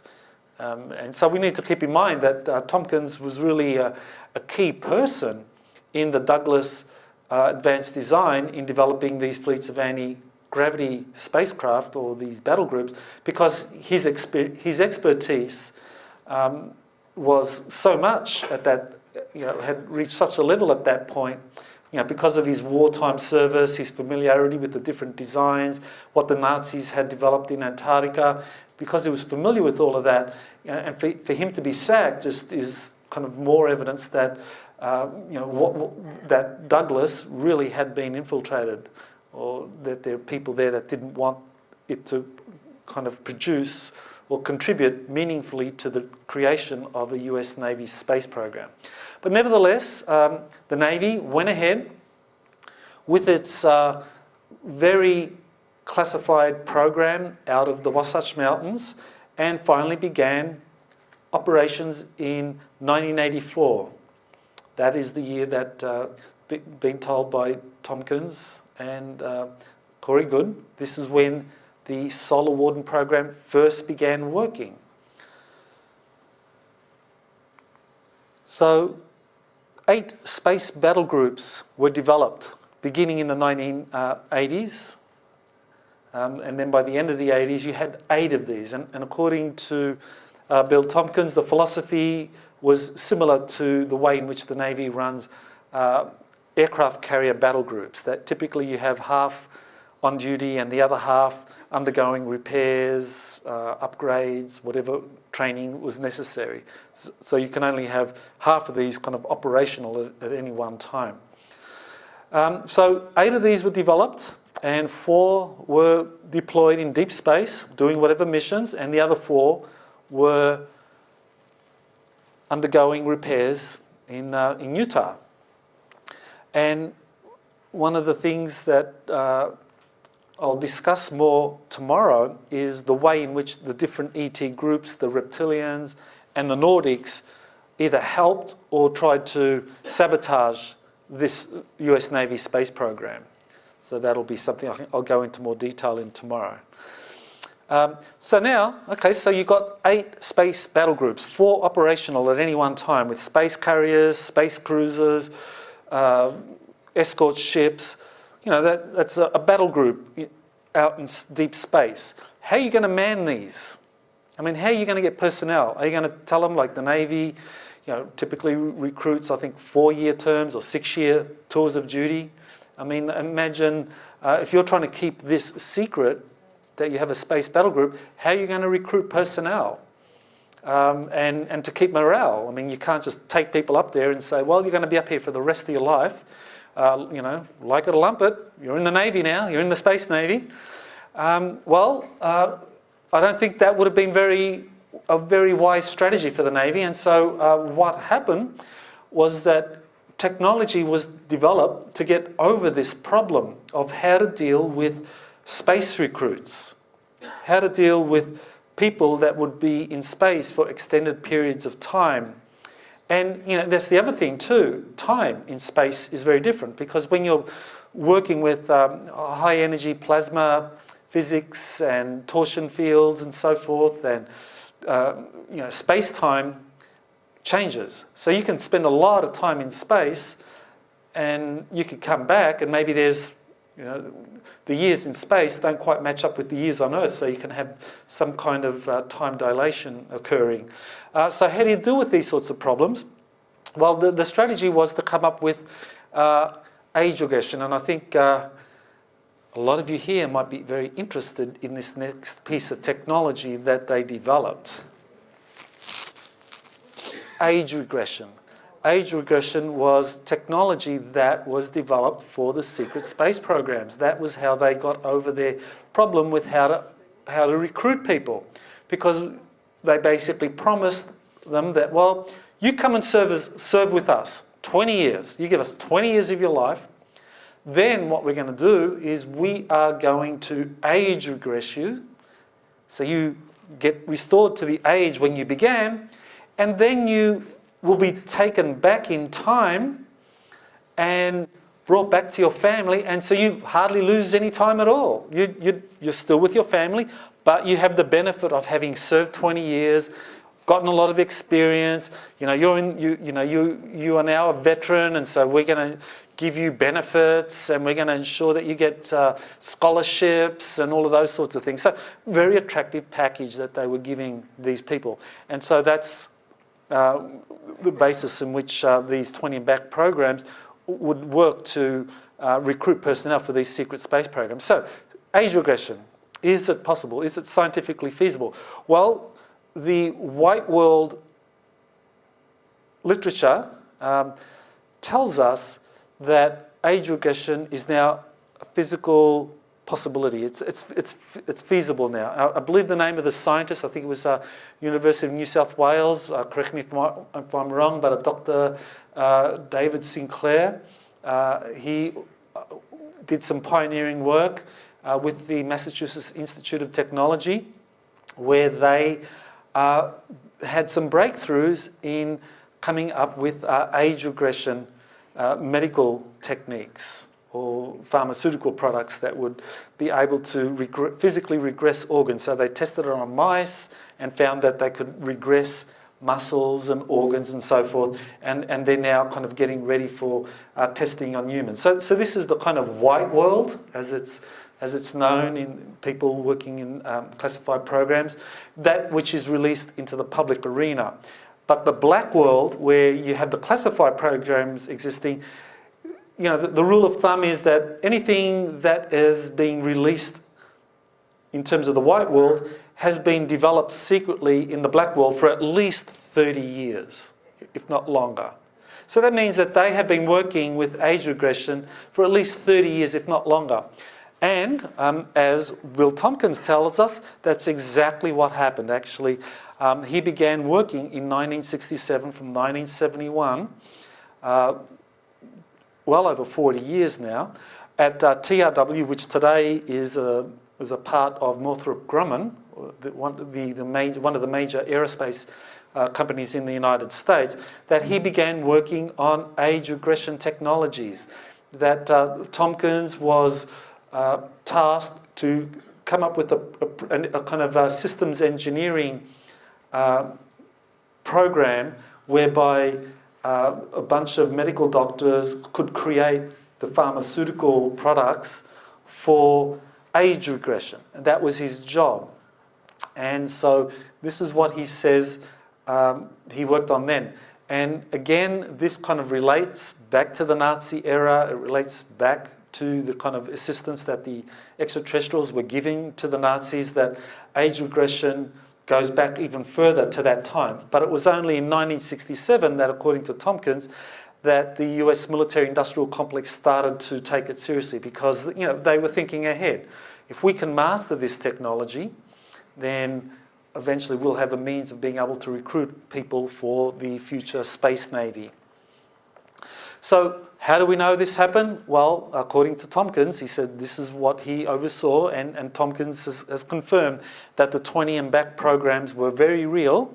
And so the three cases that I'm now going to cite, these are people who underwent a process that Tompkins said was very real. So here you have Michael Ralph, who's the first person to have come forward to say he went through one of these 20 and back programs, that for him it happened from 1976 to 1996, that he first, at the age of 5, he was subjected to abductions with grey extraterrestrials where he was actually genetically altered.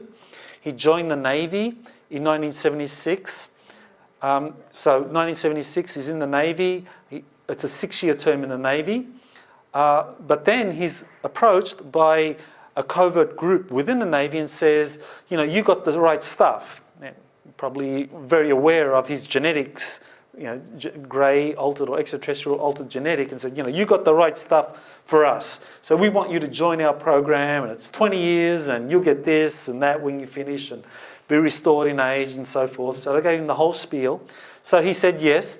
So he says he was taken, after he signed his papers, he was taken to Mars via a jump gate, a kind of teleportation technology. And then he began his tour of duty on Mars as a kind of psychic operative, and eventually psychic assassination was the task he did, and also as a space fighter pilot. Then he finished his tour of duty in 1976. He underwent the age regression process and sent back in time, back to 1976 when he began his service. And so now he serves 6 years in the Navy with his memories removed of what happened. And then 82, he's honourably discharged. And then 1996, he begins having clearing sessions. So he starts getting his memories back of what happened to him. The second case is Randy Kramer. He also describes having experiences at a very young age. Basically, what I'm told is that people who are prepared for these secret space programs, that they're identified very early on as children, because that's when they're not front-loaded with a lot of beliefs and values that their parents or society would give them. So they get them before they're put through the education process, so that way they can train them to be skilled in an area that would be of value to the secret space program. So in the case of Randy Kramer, he says he was identified as someone who would be ideal for a super soldier program. So he was trained to be a super soldier. Mind control and so forth was used on him, and he was trained. These whistleblowers say that typically what happens is that the parents don't know the children are being trained, that because the technologies are so advanced that the children can be taken away for a month and then brought back through technology to the time when they kind of like just about left. So this is one of the remarkable things about time travel and the technologies that they use. So according to Randy Kramer, he was when he turned 17, In 1987, he's recruited into a unit called the Mars Defense Force. He says, 1987, he is then taken to the moon for an old Nazi base, which has now been has been converted into a base that is being run by the US, one of the US secret space programs, and it's called Lunar Operations Command. And so then he begins service on Mars for 17 years. In 2004, he's then transferred to a spacecraft carrier and works as a fighter pilot for the remaining 3 years of his tour of duty, then completes that 20 years. Then he's put through the age regression process, and he describes more of the process itself. He says typically that you're put into some kind of chamber where you're kept physically immobilized for 2 years, where you're pumped full of drugs, and then you are physically age regressed. This is after you've been debriefed. So you're given a thorough debrief where you basically describe everything that happened during that 20 years. You're debriefed, put through the age regression process, then you're sent back in time 20 years earlier when you first began. Another debriefing occurs there, and then you are sent back to your family with your memories wiped. You lose the memories, and then you just live that 20 years again. So in the case of Randy Kramer, he says that in 2006, he started to remember his childhood training, but he didn't remember his space program service. After something to do, I guess, with the timeline for Randy Kramer, 2007, he starts getting total recall of his memories of what happened to him. And then in 2014, he did the first interviews as Captain K, and then a few months after going public, he then revealed his real identity as Randy Kramer. Corey Goode has a kind of similar history to Randy. He says that he also went through this 20-year and back program. Funnily enough, he says that he was, in the case of Corey, in 1986, he was then taken away from his family and prepared for service in the secret space program. But he says because he was physically still very short, at 16, that they did something to physically enhance him. And so then, after a few months, he's then taken to Lunar Operations Command at age 17, which is the same age that Randy Kramer says he was taken to Lunar Operations Command at age 17. So it's possible that Randy Kramer and Corey Goode were at the Lunar Operations Command at the same time. But Corey had a service in another part of the secret space program, working with Solar Warden from 1987 to 1993 on a scientific vehicle, and then as an intuitive empath.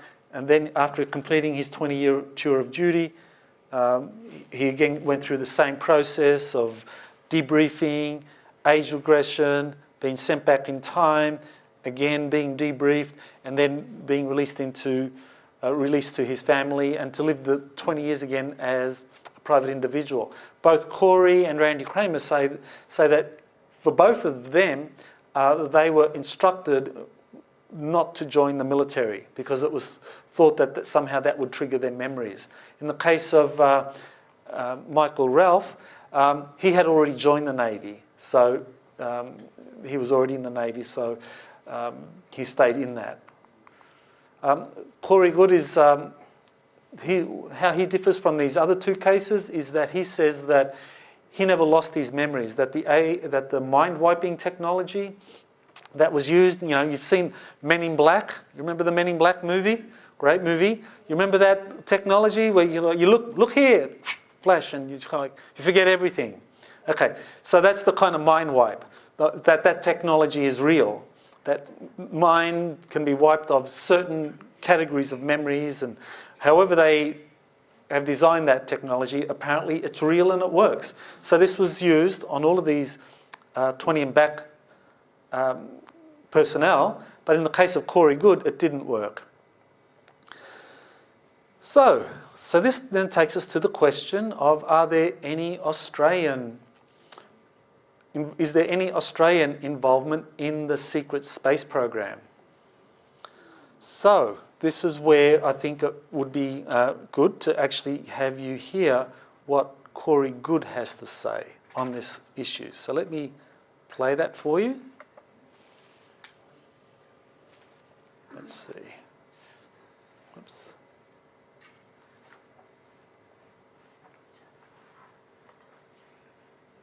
Oh, that's not going to work. Just trying to get out of here. Oops. Oh, here we go.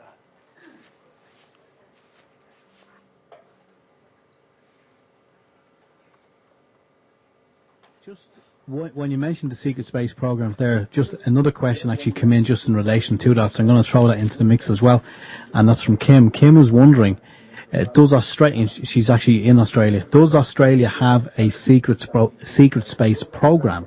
If so, do you know how does it fit in with the various USA secret space programs? Well, yeah, they're very much a part.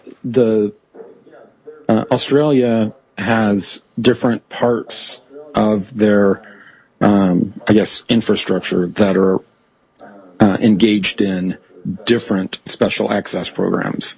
So they are involved from the bottom part of the special access lower secret space programs all the way up to the top. And it's like a layered cake and in varying degrees.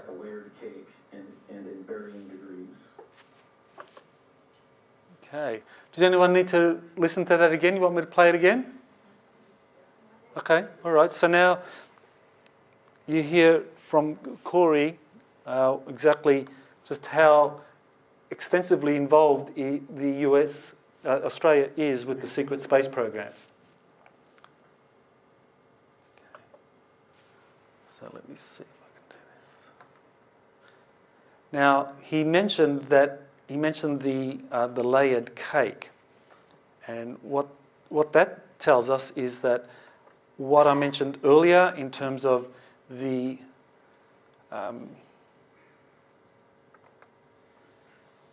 NRO US Air Force Space Command program run out at Area 51 with stealth space stations in low Earth orbit, that is a program that involves Australian personnel as well, right across the spectrum, he said.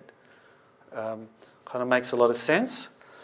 And of course, in the space programs that I've described in terms of the US Navy, both Corey and Randy Kramer say that, yes, there were Australians serving in that.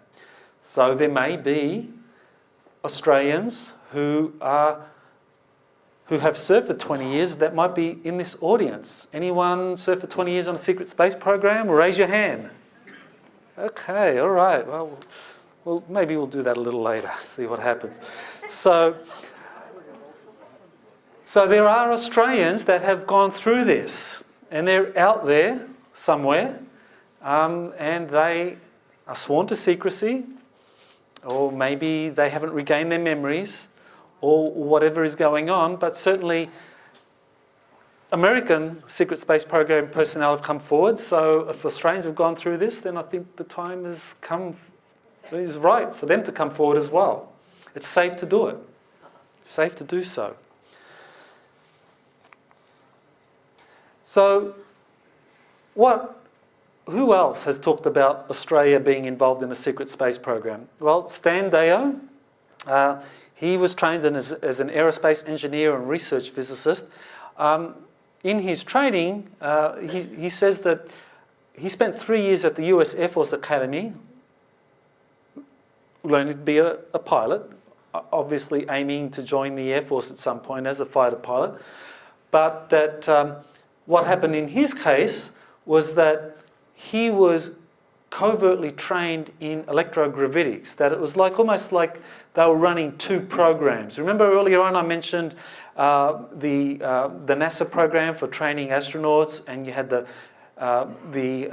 NRO people with a secret cadre of military astronauts in the program, unknown to NASA. Well, similarly in the US Air Force, it appears that they had something similar going on, where they had people who had been identified for some reason as having certain skills, who would be given training in an area of interest for the study of anti-gravity or the space program. So Deo says he was covertly trained, and that he was involved after he left the Air Force on the development of anti-gravity technologies in various corporate laboratories, as well as developing his own private laboratories.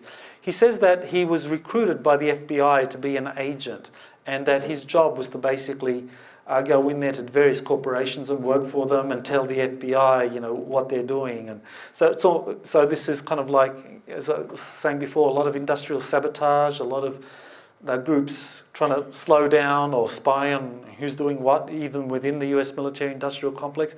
Seems that the FBI was doing this with the assistance of Deo, who was specially trained to be knowledgeable about anti-gravity. And of course, with his Air Force training, he had an understanding of a lot of kind of aerodynamics principles and so forth. So he had been trained to essentially kind of be familiar with anti-gravity and to conduct espionage. But he got outed. And so he got outed, and before mentioning that, it's just worth emphasising that Edward Teller was the person that they are identified as being in charge of the US anti-gravity research project. And it kind of makes sense if, you know, when we talked about the TR-3B and developing torsion field physics to reduce weight. If you have technology to reduce weight, mass, what you need then is propulsion systems to be able to be used for your being able to travel in space. And so nuclear propulsion was one of those, and Teller was undoubtedly one of the leading nuclear scientists in the United States and in the world. So after Deo gets outed, he is advised to go to Australia. Now, why is that? So he was given instructions by a Dr. J.R. Maxfield from Texas, who was also involved in the classified anti-gravity programs that Edward Teller was involved with, that Maxfield and Teller and Deo were part of this kind of anti-gravity research study group that Deo was kind of a part of. And he was told to continue the research at the Aeronautical Research Laboratory in Fisherman's Bend in Australia, in Melbourne. And so he was told to go to the Australian consulate in San Francisco and just to contact a particular person and basically say that he was part of Maxwell's party. And Maxwell, of course, was part of this anti-gravity research group in the US. So Deo supplied 2 letters that had been written by Maxwell that were basically recommending Deo as someone with competence in, what he euphemistically referred to as an area of interest that Maxfield and Teller had, and that this would be someone that could help the Aeronautical Research Laboratory in their own work in this area. So very clearly what was happening with these letters was that the anti-gravity research group in the United States, involving Teller and Maxwell, were recommending Deo to go to Australia to basically work with the Australian research program on anti-gravity. Now, of course, Deo was an FBI agent, and all sorts of questions. Well, was Deo an American spy to kind of like come in and find out what the Australians are up to with their portion of the secret space program. It raises that question. But nevertheless, Deo says that when he was down there in Melbourne, that he was that he spoke with Dr. Tom Keeble, who was head of the mechanical engineering department at the ARL, who was very knowledgeable about anti-gravity designs. And here's a diagram of a functional anti-gravity craft Deo said that he saw at the Australian Research Laboratory in Melbourne. And this is back in 1971. So, and there's the design, and we can kind of recognise, by the ring, that this is something designed to create an electrical field, magnetic fields that could maybe be used to guide plasma in a circular path, or use a kind of similar principle in some other anti-gravity design or prototype that was being developed in Australia. So here we have from Deo his own input into the Australian involvement into the anti-gravity research project. And there's another interesting Australian connection here, which is that the man that actually headed the Navy espionage program into Nazi Germany, that actually was getting Tompkins to create these briefing packets that would then inform aerospace companies and think tanks about Nazi aerospace programs developing anti-gravity. He was an Australian, born in Melbourne in 1890 and emigrated to the US in 1908 after having studied at the Melbourne School of Engineering. So clearly a very influential person in the development of the US secret space program, was probably either a former Australian citizen or even a dual citizen, a dual American US citizen at the time, Admiral Rico Boda. So I thought I'd play a few minutes of Deo talking about his involvement in this anti-gravity research. So let's see how we can do this now.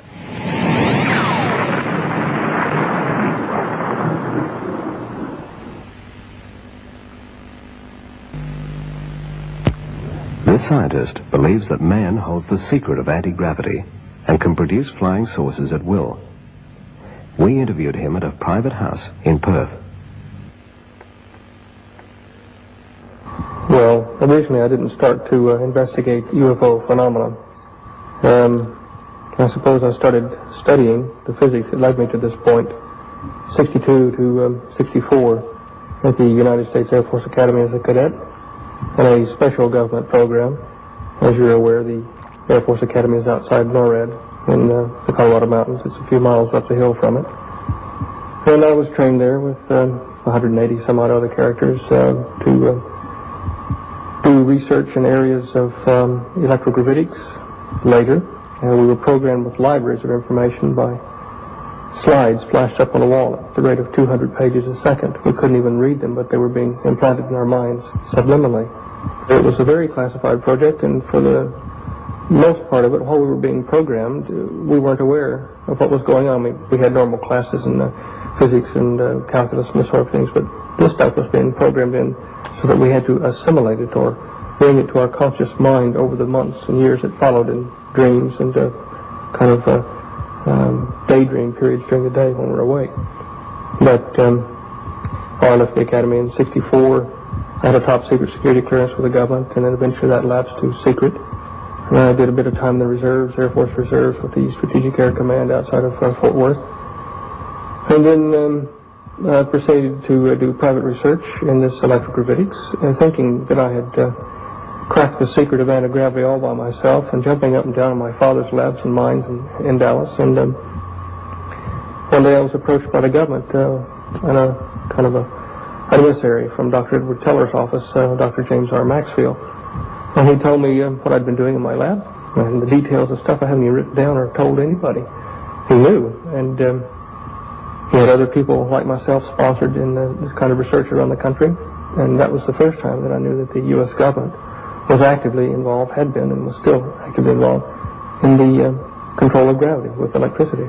And who did this man represent? Well, his job, as his job qualification is he's the director of the James R. Maxfield Radiation Research Clinic in Dallas, Texas. The same Maxfield that invented the irradiated thread treatment for cancer of various organs. If you look at his little dossier that's in the Who's Who, you'll find that he was on the President's National Security Advisory Board, which is really a rather important log in the U.S. intelligence system. Kissinger would have been on the same rank. You find that he was closely affiliated with Dr. Edward Teller, who was the kind of dubbed the father of the hydrogen bomb project in the United States. But he told me that Dr. Teller was the head of anti-gravity research there, had been, I don't know whether he still is, and that he had worked on a similar project with him. In fact, the letter that you and I viewed earlier from my files from Dr. Maxfield to this government and to Sir John Williams did mention that fact, if you recall. So what happened to you then? Well, they suggested that I finish my research in Australia. I wasn't enthralled with the idea, but Dr. Maxfield told me that I would be paid to come down and that I was to call the Australian consulate in San Francisco and ask for Bob Gray. I'm telling that in these words that I was a member of Maxfield's party. That's when people here in this country at the Aeronautical Research Labs, politicians started to get a hold of me. ASIO contacted me. Good grief. An ad infinitum chain of intelligence people, including 2 CIA people from the States. And then the FBI eventually started looking for me in this country, and that again was after the intelligence war over there, after Hoover died. And I was unable to finish my research in this country. In fact, I met many dead ends in government departments and research facilities where they told me privately, like Dr. Tom Keeble and the Aeronautical Research Labs. He told me, yes, we know about the flying saucers your countrymen have built in England and Canada. And in fact, we have film records of them here in the RAAF files. I said, I want to stop you there. Yeah. Are you saying, Stan, that there are such things as, let's call them flying saucers, but they are built on Earth? Yes. That doesn't mean that I rule out the possibility of other flying devices or intelligent beings visiting the planet either from the oceanic bottoms or deeper areas or from other areas in space. But I am positive that we have the technology, I can even name you the companies and people involved, in making high-speed electric aircraft that do look, strange enough, like a saucer. Okay, so there you have Stan Deyo with his remarkable experiences where he was essentially part of an anti-gravity program in the United States and came to Australia to continue it, but ran into a lot of problems because of his security background. I don't think they fully trusted him here, and so he certainly had to go into hiding in Western Australia.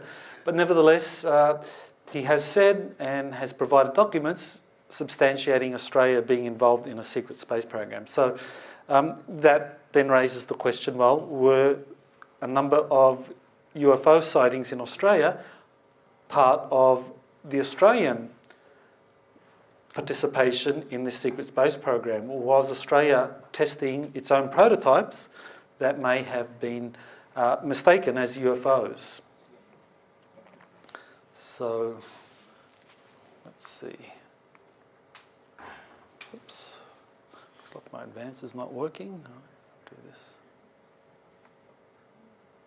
Oops.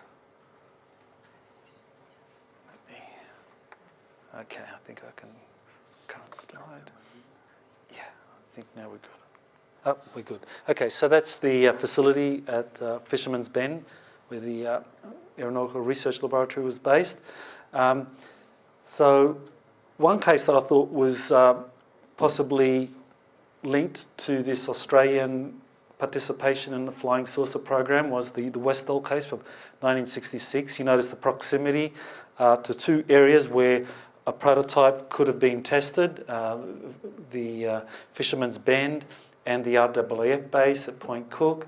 relatively close over Port Phillip Bay, a body of water, offering a certain degree of kind of security for testing this kind of vehicle.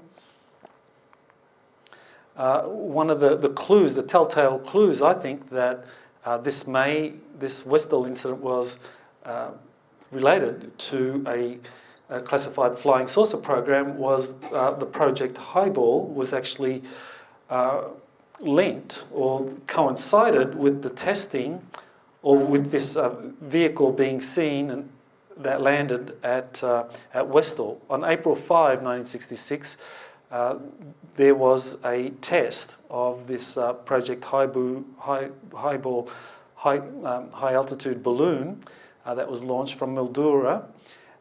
Now, the researcher, the Australian researcher, Keith Basterfield, in his opinion, he thinks that Highball may explain the Westall case. Now, I think there's a lot of people that are very clear about what they saw and that this was in no way a weather balloon. But one of the things I found interesting was that Basterfield, when he was covering this Project Highball, he said that the record was missing for this particular flight, 292. Even though it was scheduled for April 5, it could have occurred on April 6. Now, the significance of April 6, of course, is that that's when the Westall incident occurred. So if they weren't the same, incident, so how come they coincided? Well, I think the explanation is probably something along the lines of this, that Project Highball was the cover program, to hide the more classified program, which is the Australian Flying Saucer program. So I think something like that was occurring. Of course, this is an NSA file, and the NSA works with its Australian component. I think, what is it? The Australian Security Intelligence Service, something like that. But anyway, they share the same philosophy and the same approach to conducting classified programs. So this is how they do it in the US. This is how they've been doing it in Australia, which to my mind gives a plausible explanation for what Project Highball was, that it really was a classified program to hide a more classified flying saucer program. So, this gets me to the final parts of the presentation now. So, how come this information is coming forward now? Why now, of all times? Why are we suddenly witnessing different whistleblowers revealing this? According to Randy Kramer, who says that he worked for a special section of the US Marine Corps, he says that he was told or authorized by his superiors. He refers to a colonel and a brigadier general, Marine officers, that he was authorized to come forward and reveal what he knew. That there are people now, senior officers in the military, who are authorizing these whistleblowers to reveal what they know. So certainly this is what Randy Kramer says is why he came forward, because he was told to. He was authorized to do this. Corey Goode has also been authorized. He has been working with this Secret Space Program Alliance, and tomorrow I'll actually go into detail in terms of Corey's involvement in the Secret Space Program Alliance, the different meetings that have occurred, the negotiations that have been conducted, and what's happening most recently in terms of those negotiations and agreements, and what likelihood or what we're likely to witness in the near future. But certainly Corey says that he's been authorised to come forward because he's working with the Secret Space Program Alliance, which basically comprises the Solar Warden program that was created by the Navy and defectors from other secret space programs that I'll describe tomorrow. But for those of you that have read the Corey Goode material, you know about those various space programs that have been set up, including the Nazi program out of Antarctica, where you actually have people defecting because of recent developments involving highly evolved extraterrestrial races coming into our sector of the solar system, the sphere being alliance, as Corey describes it. That this has kind of led to our solar system being quarantined, and different space programs with a kind of galactic component, such as the Nazi program, or what Corey describes as the Dark Fleet. They were cut off and people or personnel defected. And so they became part of this secret space program alliance. And Corey has been authorised to reveal a lot of this information. Bill Tompkins, on the back of his book, he actually refers to a conversation he had with Admiral Hugh Webster, who after retirement became the corporate director of a UN Navy affiliated organisation called the Navy League. And he was, in 2001, Bill Tompkins went to him and said, look, these are the experiences that I had. How much of this can I reveal to the world? And Admiral Webster said, Bill, tell it all. This is most important to our country. Don't leave anything out. So Bill Tompkins has been authorised to come forward.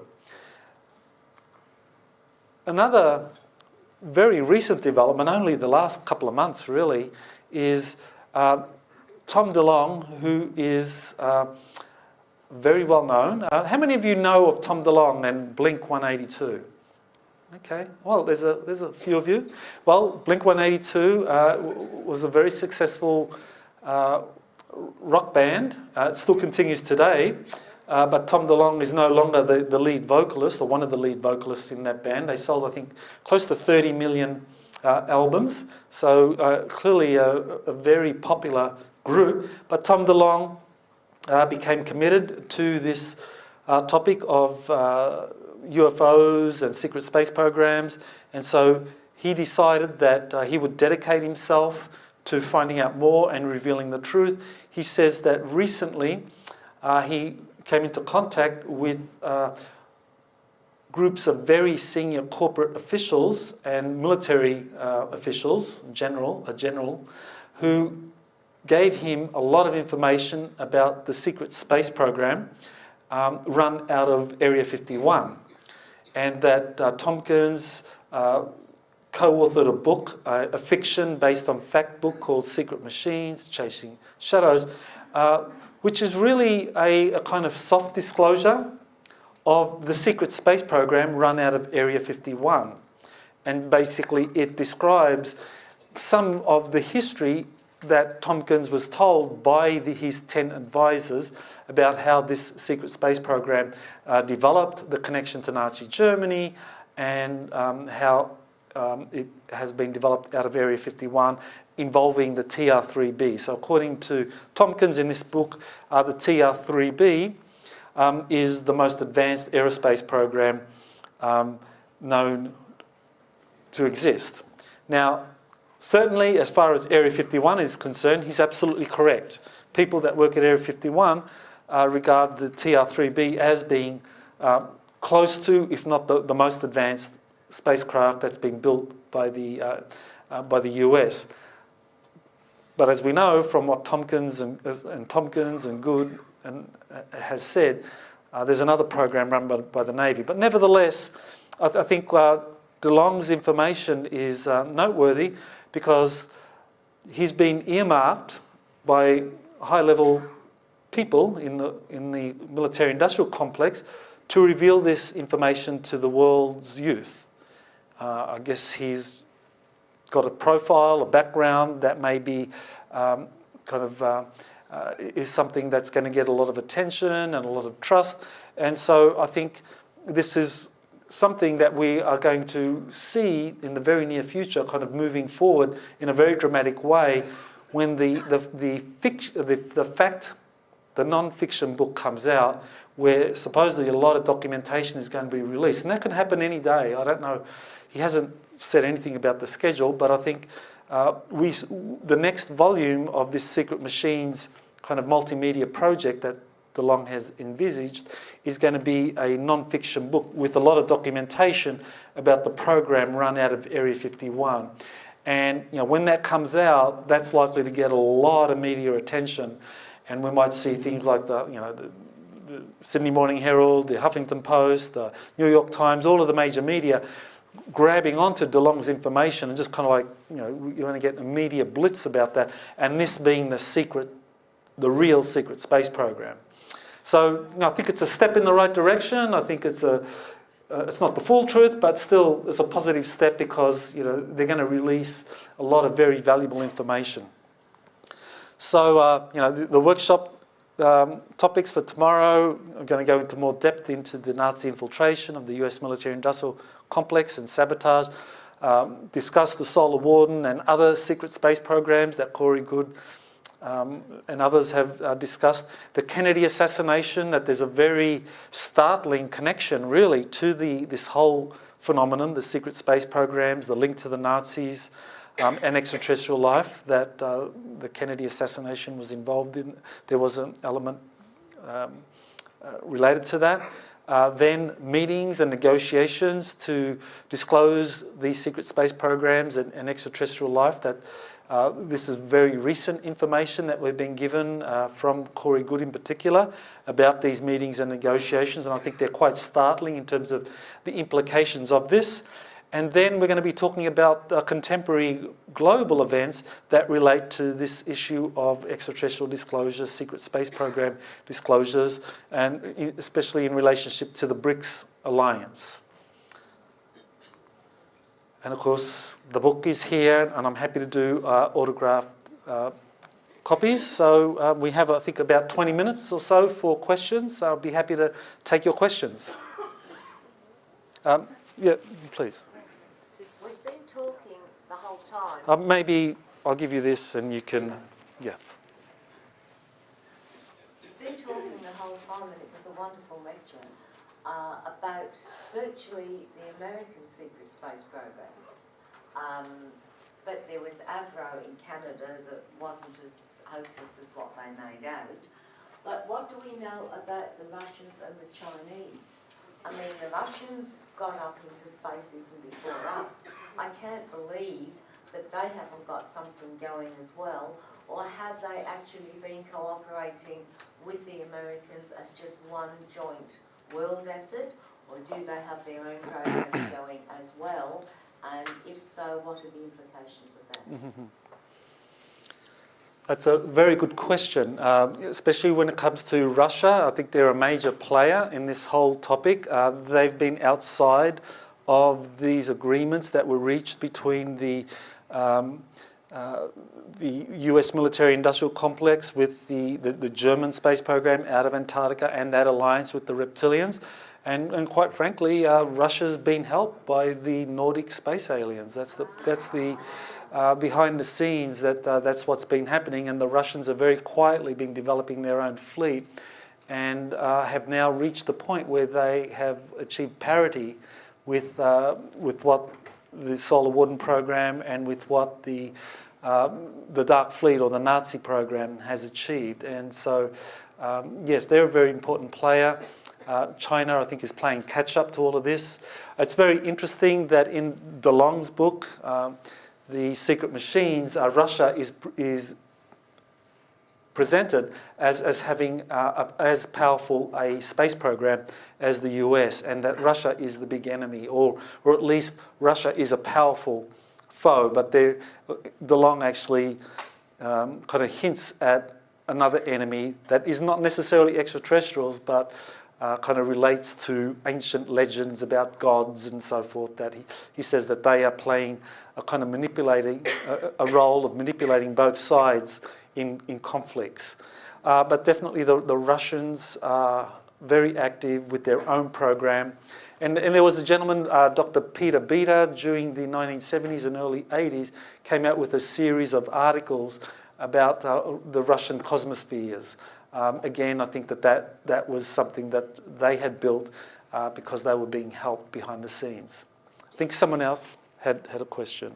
Oh, you want to follow up? Do you think that could indicate possible cooperation or confrontation? Well, this is one of the things that Corey Good discusses, that the Secret Space Program Alliance is working with another group called the Earth Alliance, and the Earth Alliance comprises the BRICS nations, Brazil, Russia, India, China, and South Africa. And so there's, even though up until recently there has been competition between the US military-industrial complex and what the Russians have been doing, very recently there has been a sea change, and now this Secret Space Program Alliance, the Solar Warden Program, the US Navy, are working more closely with the Russians. Because I think, when you look at the history of the US Navy's Solar Warden Program, they developed a lot of technology because of this kind of agreement that existed between the reptilian Nazis with the US corporations, but the Navy was also being helped behind the scenes by these Nordic aliens, according to Tompkins.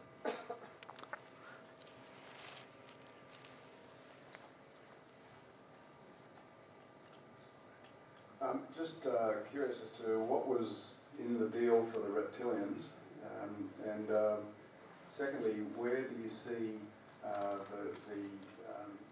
the relationship, the partnership that was originally formed now in terms of the US's ownership and directorship of the Secret Space Program, as opposed to a separate group from the actual US government, in terms of, because there's various information alleging that in fact it's fairly distinct from the US government in terms of who controls and pulls the strings. Just interested in any change in the dynamics in those relationships that you're aware of in terms of the overall geopolitical direction in which you perceive that it's heading. Okay.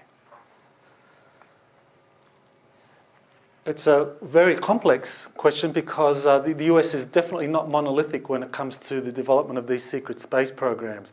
There are multiple programs in the United States. Tomorrow I'll be going into details into the 5 programs that we know from the Corey Good information that developed, and they involve the Navy's Solar Warden program. They involve a program run by the multinational corporations that have a global reach that created their own space program, and that they also have very advanced technologies to rival, or even they were more advanced than what the Solar Warden program had achieved. There are special access programs that are run by the different military agencies, such as the US Air Force and the NRO, that their programs are different to the Navy's programs. So they have different kind of orientation. So it's very complex. It's definitely not monolithic. As far as the agreements with the reptilians is concerned, that was something that is relevant because I mentioned the Dark Fleet, the kind of outgrowth of that Nazi German program in Antarctica, worked with the reptilians, and their goal was to establish a kind of mercenary fleet that could be used for this reptilian program for galactic conquest. So they weren't interested in conquest of the Earth at all. I think the Earth is kind of like pretty highly contested between different ET groups. And so one group just can't come in and ride roughshod and take it over. And so which is why they couldn't just come in and aid the Nazis and help them win the Second World War. But I think that they took, plan B for them was to, okay, you can't win militarily, you can win through stealth and subversion and covert infiltration. And I think that they've been able to do that and thereby establish a very powerful mercenary force that they use for conquest in deep space. Thanks very much for today. for the benefit of those who may not be here tomorrow, can you just briefly sort of like, do these different organisations, do they think they're just going to keep it secret forever and ever? Are they going to include the bulk of humanity at some stage with a new sort of grown-up attitude towards international relations and cooperation? Well, I think there are those that do want to keep it a secret for another 100 years. I mean, definitely there are those called the Cabal, the Illuminati, those that believe humanity kind of not worthy of knowing this kind of information. They want to keep it secret, and I think that they're doing so because they see humanity as really being able to be kind of milked and creating a resource, a tremendous resource pool for personnel and technologies that can be used for these programs without kind of giving too much back. But I think the thing is that there are others who are very opposed to that secrecy policy now. And I think in particular that the reason that the Navy, the US Navy, is opposed to this and has become very active in supporting whistleblowers in coming forward and helping organisations like this Earth Alliance or other countries that are wanting to get the information out, is that the Navy understands that if the plan moves forward for creating a world government with a world military, that over nearly 250 years of Navy history would be extinguished. And so they don't want that.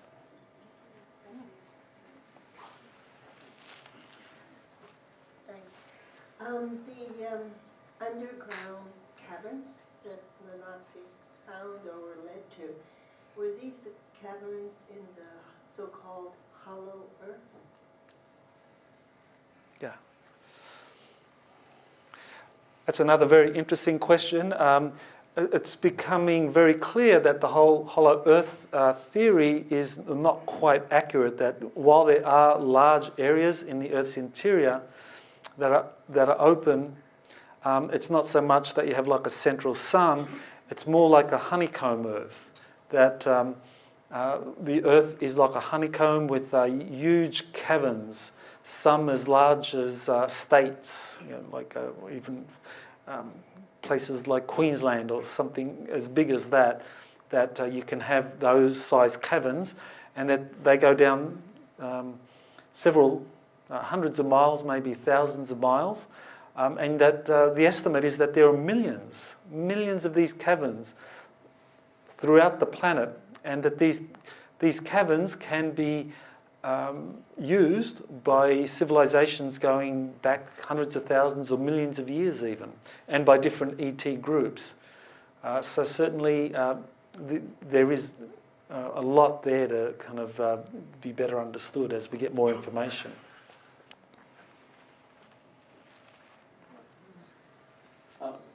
Just a quick question, because you're really talking about World War II and all the different spacecrafts and various different countries involved in it.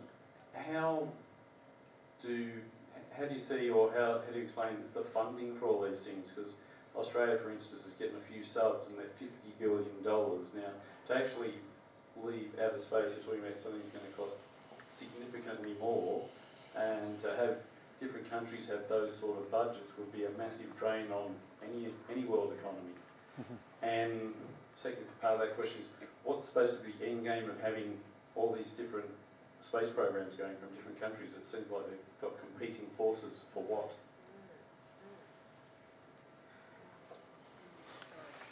Well, the funding is a very important part of this. One of the things that happened during the Second World War in 1944 in a town in France called Strasbourg, Martin Bormann had organised for German industrialists to meet together to basically take all of their capital out of Germany and take it to safe locations so that after the war they could rebuild the Third Reich. It would be a Fourth Reich.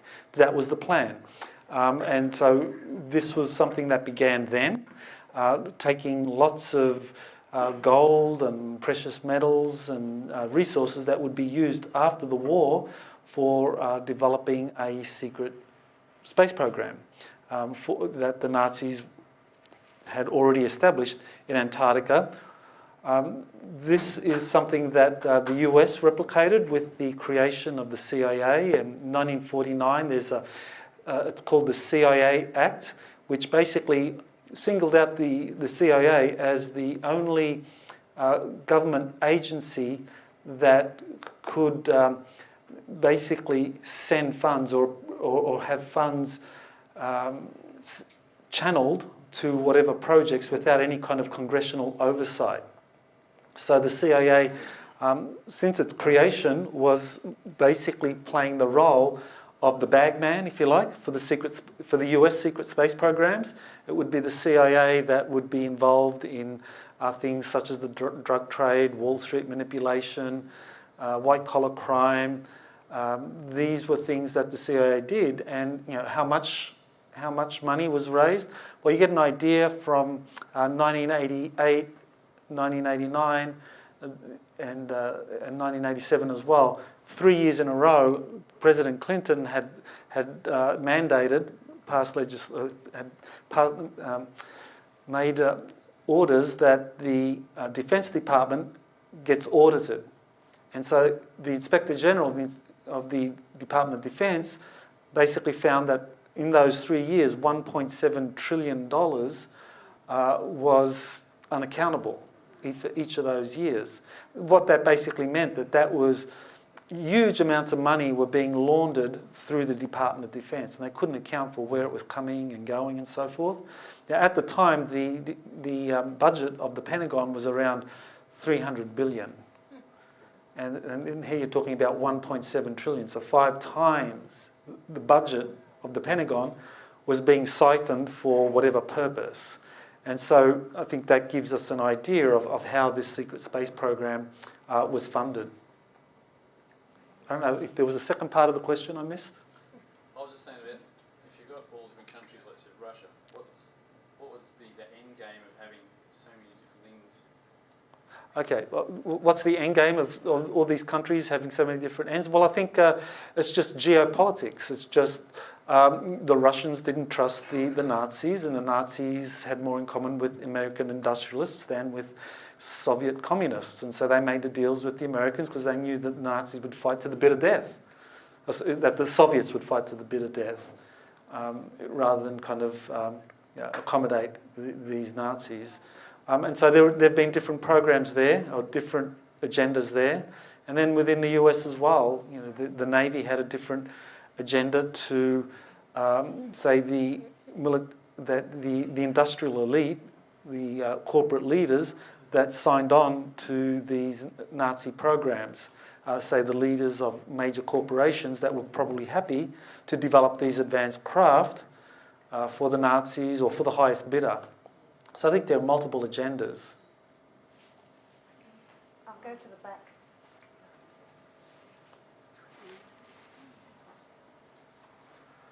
Thank you, Michael. A fantastic talk. I really enjoyed it. I had a very simple question. This secret Nazi Fourth Reich basis in Antarctica, it's supposed to have been there since, I guess, Second World War. Do people ever come and go from there, and how is it replenished? Are there any details on, these people surely since then must have had a change of personnel. Is there any kind of information on how they do that? Okay.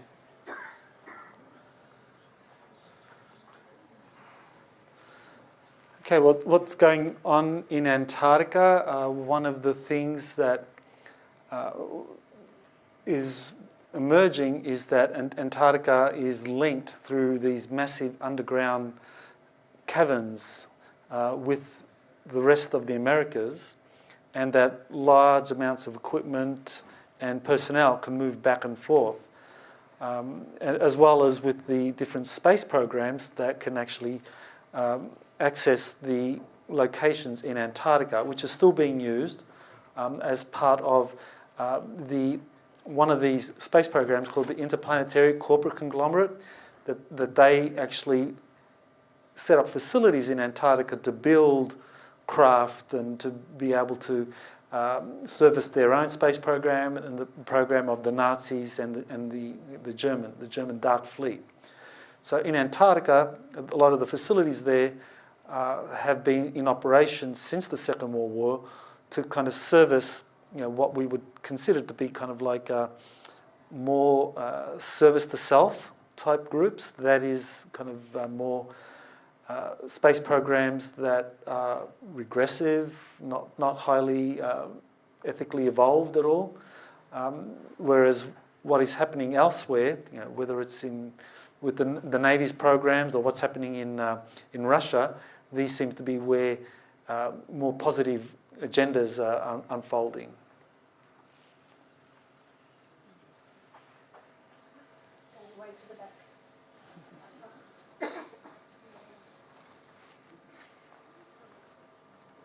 Michael, thank you very much for your talk. It's been really interesting and informative. Can you comment on COBRA's work on revealing information about what he calls the event? Because I think all of what you're talking about has, kind of culminates in something that quite a number of UFO researchers are looking into now.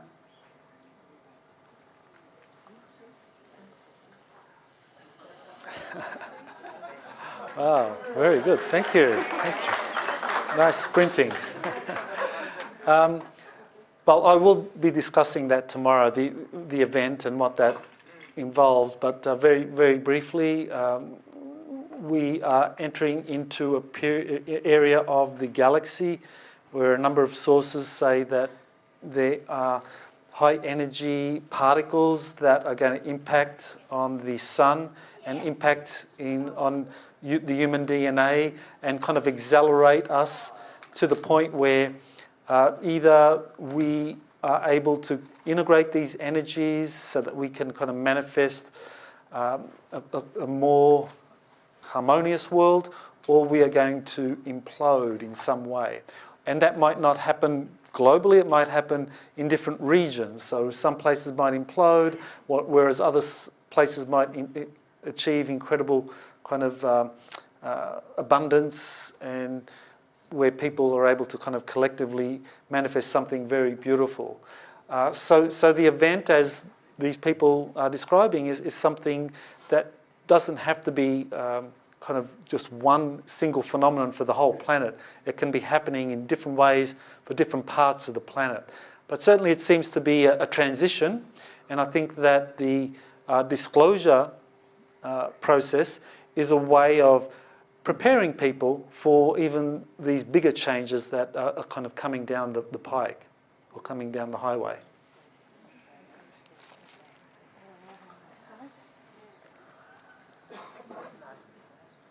With the obvious advanced technology, was there any plans for that to actually be given to universities or scientific communities so we can actually use it, instead of just being sitting in the military and basically not being able to be used or advanced anybody else?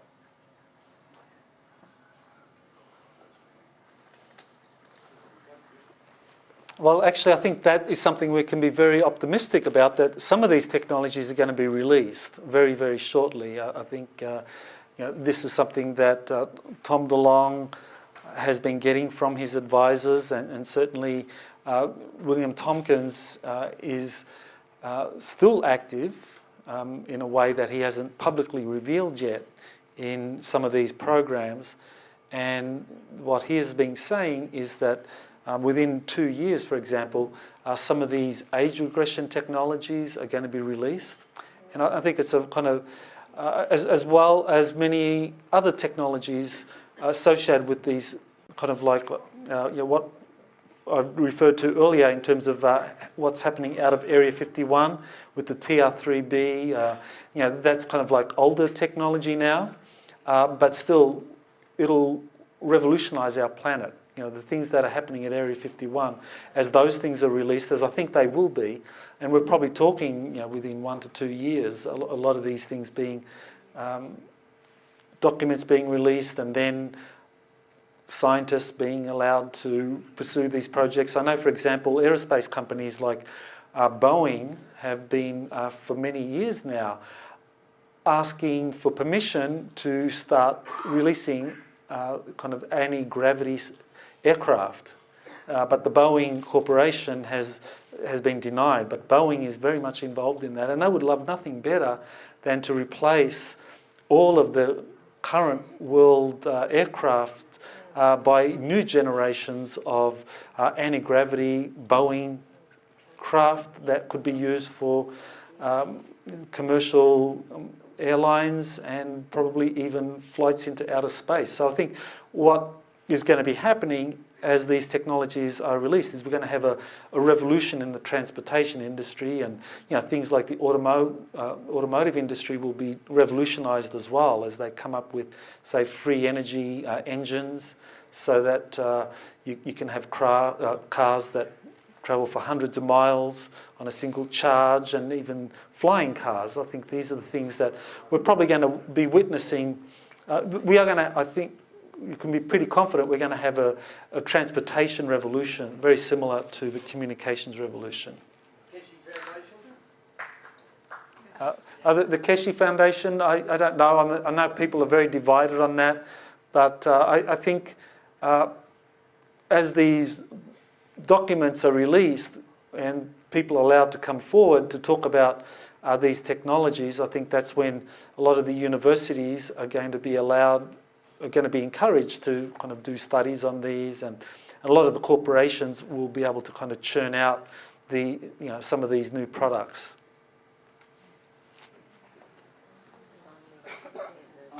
Just related to that, with the Richard Branson and SpaceX and all of them talking about what they're doing, is that all a bit of a con? Like, are these guys with all this money not aware that there's better technology out there? Can you comment on that?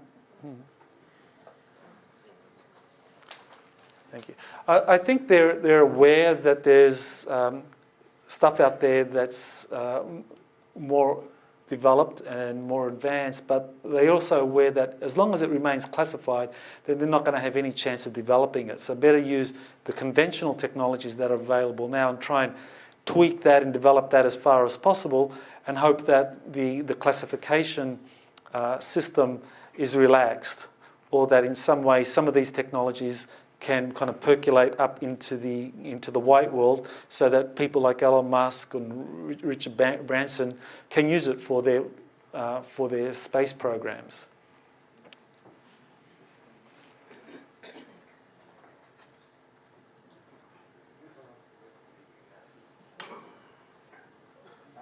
Hi, thanks for the talk. I guess this is, I don't know if this is a question, but it's definitely seeking corroboration of something. I've had the opportunity to witness lots of unknown aerial phenomena over the years, since about the age of 10 up until recently. Mainly lights in the sky, distant lights in the sky, but around 2008, 2009, there was a sighting of a cigar-shaped mothership in Western Sydney, which I witnessed one afternoon. I don't know how no one else saw it, but it was there real as life. Also, a number of years after that, linking to this other sighting, there was a period where for some reason I was compelled to be watching the skies at 3 or 4 in the morning. I 2 nights in a row, I saw these very high-flying aircraft, or what I assume was aircraft. They were very high, but they had lights, a lighting array, unlike any other kind of commercial or military planes. They had a red light on each, what I assume was a wingtip, and on the back there was like a wide orange strip of light. And they were travelling from the northwest down to the southeast. I know they were very high because when they disappeared out of view, when the light faded out to nothing, they were still very high above the horizon. As most people in Sydney know, there's a military base in Richmond in the northwest. I guess what I'm seeking is corroboration in that, like, with your experience with secret space programs, is what I witnessed something that's common to that? Have other people seen a similar thing?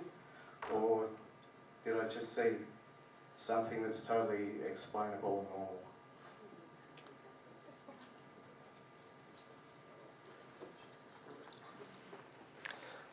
I think a lot of UFO sightings are probably related to some of these secret space programs that have bases in different countries. Australia, as we heard, is a part of this, and so it stands to reason that some of these sightings are related to Australia's participation in the secret space program. So, whether it's the RAAF or the Royal Australian Navy, one or both of these organisations is probably involved in some of this. Also, we can't discount that there also are extraterrestrial visitors that are here that want to reveal themselves, to raise consciousness, and I think it does raise consciousness. When you have lots of UFO sightings or crop circles, this is something that gets people's attention, gets the media's attention, and it helps raise consciousness. And I think this is something that some of the ET groups want. And so they allow themselves to kind of like be seen. So it could be any number of those. But I don't think it's necessarily just kind of something untrivial. It could be very important.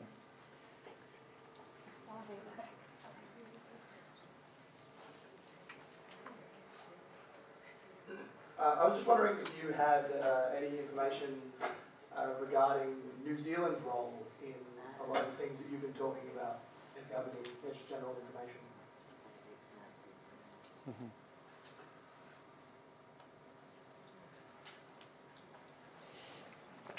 Well, I would say New Zealand is probably very much involved in this as well. I mean, they're part of the Echelon Group, and if Australia is involved, then New Zealand is probably providing some of its own resources. And I don't know too much about how New Zealand would have materially interacted or provided personnel or resources to this program. We're still waiting for whistleblowers to maybe tell us a little bit about what New Zealand has been doing. I know there has been an abductee or several people that have written books about abductions in New Zealand, and they've talked about that aspect of it. But yeah, I don't know too much about the secret space program in New Zealand, but I would suspect it's probably very significant. Anyone else? Probably one more question after this one, and then we'll finish. Just getting back to disclosure, I'm just wondering, because I listened to David Wilcock and he talks about partial timeline disclosure and the full disclosure. So in your research, can you comment basically on what you see coming? Is it just the partial drip feeding of partial disclosure, or are they trying to lead up to revealing everything? Mm-hmm. I think that's a very important question, and I really recommend, if you haven't done so, maybe take a look at Tom DeLonge's book, Secret Machines, because I think that is a partial disclosure narrative that's going to be sold. There's an attempt to sell that to the world public. And I think it's a very interesting narrative, and the question is going to be, as that is rolled out, whether people are going to be satisfied with that kind of level of disclosure, or whether they're going to want more. Personally, I think that once you start to disclose some of this,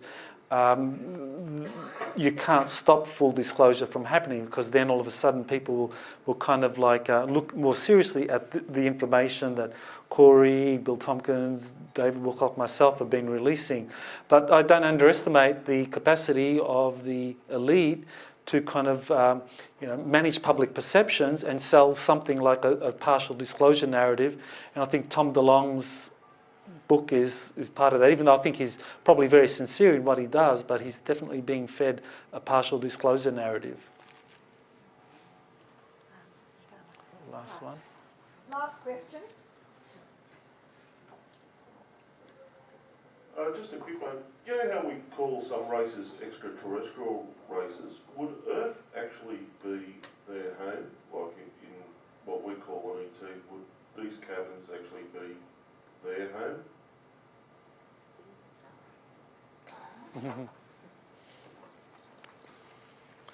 Well, I think at that point we're probably talking about intraterrestrials, that is, groups that have had a presence on Earth for hundreds, thousands, even millions of years. And there are some groups that actually do say that they have been on Earth for millions of years and are part of the kind of pure bloodline of Earth, and that we, on the surface of the world, of the Earth, are extraterrestrial hybrids. That the real Earthlings are in the subterranean regions in these civilizations, and we're the hybrids. We have been genetically interfered with for hundreds of thousands of years. So in that kind of scenario, then it's really just identifying which ET groups have interacted with which racial groups. And I think there are kind of several racial groups on the planet that probably would relate more to one or more ET groups than, say, another racial subgroup. So I think, Alex Collier has written about that, and I think Corey's Goods Information also talks about 22 different extraterrestrial genetic experiments. But I think we are kind of very mixed in our genetics, and the whole idea of a hybrid human extraterrestrial race is probably something that is part of our history going back hundreds of thousands of years. On that amazing note, please give him a big hand. Thank you.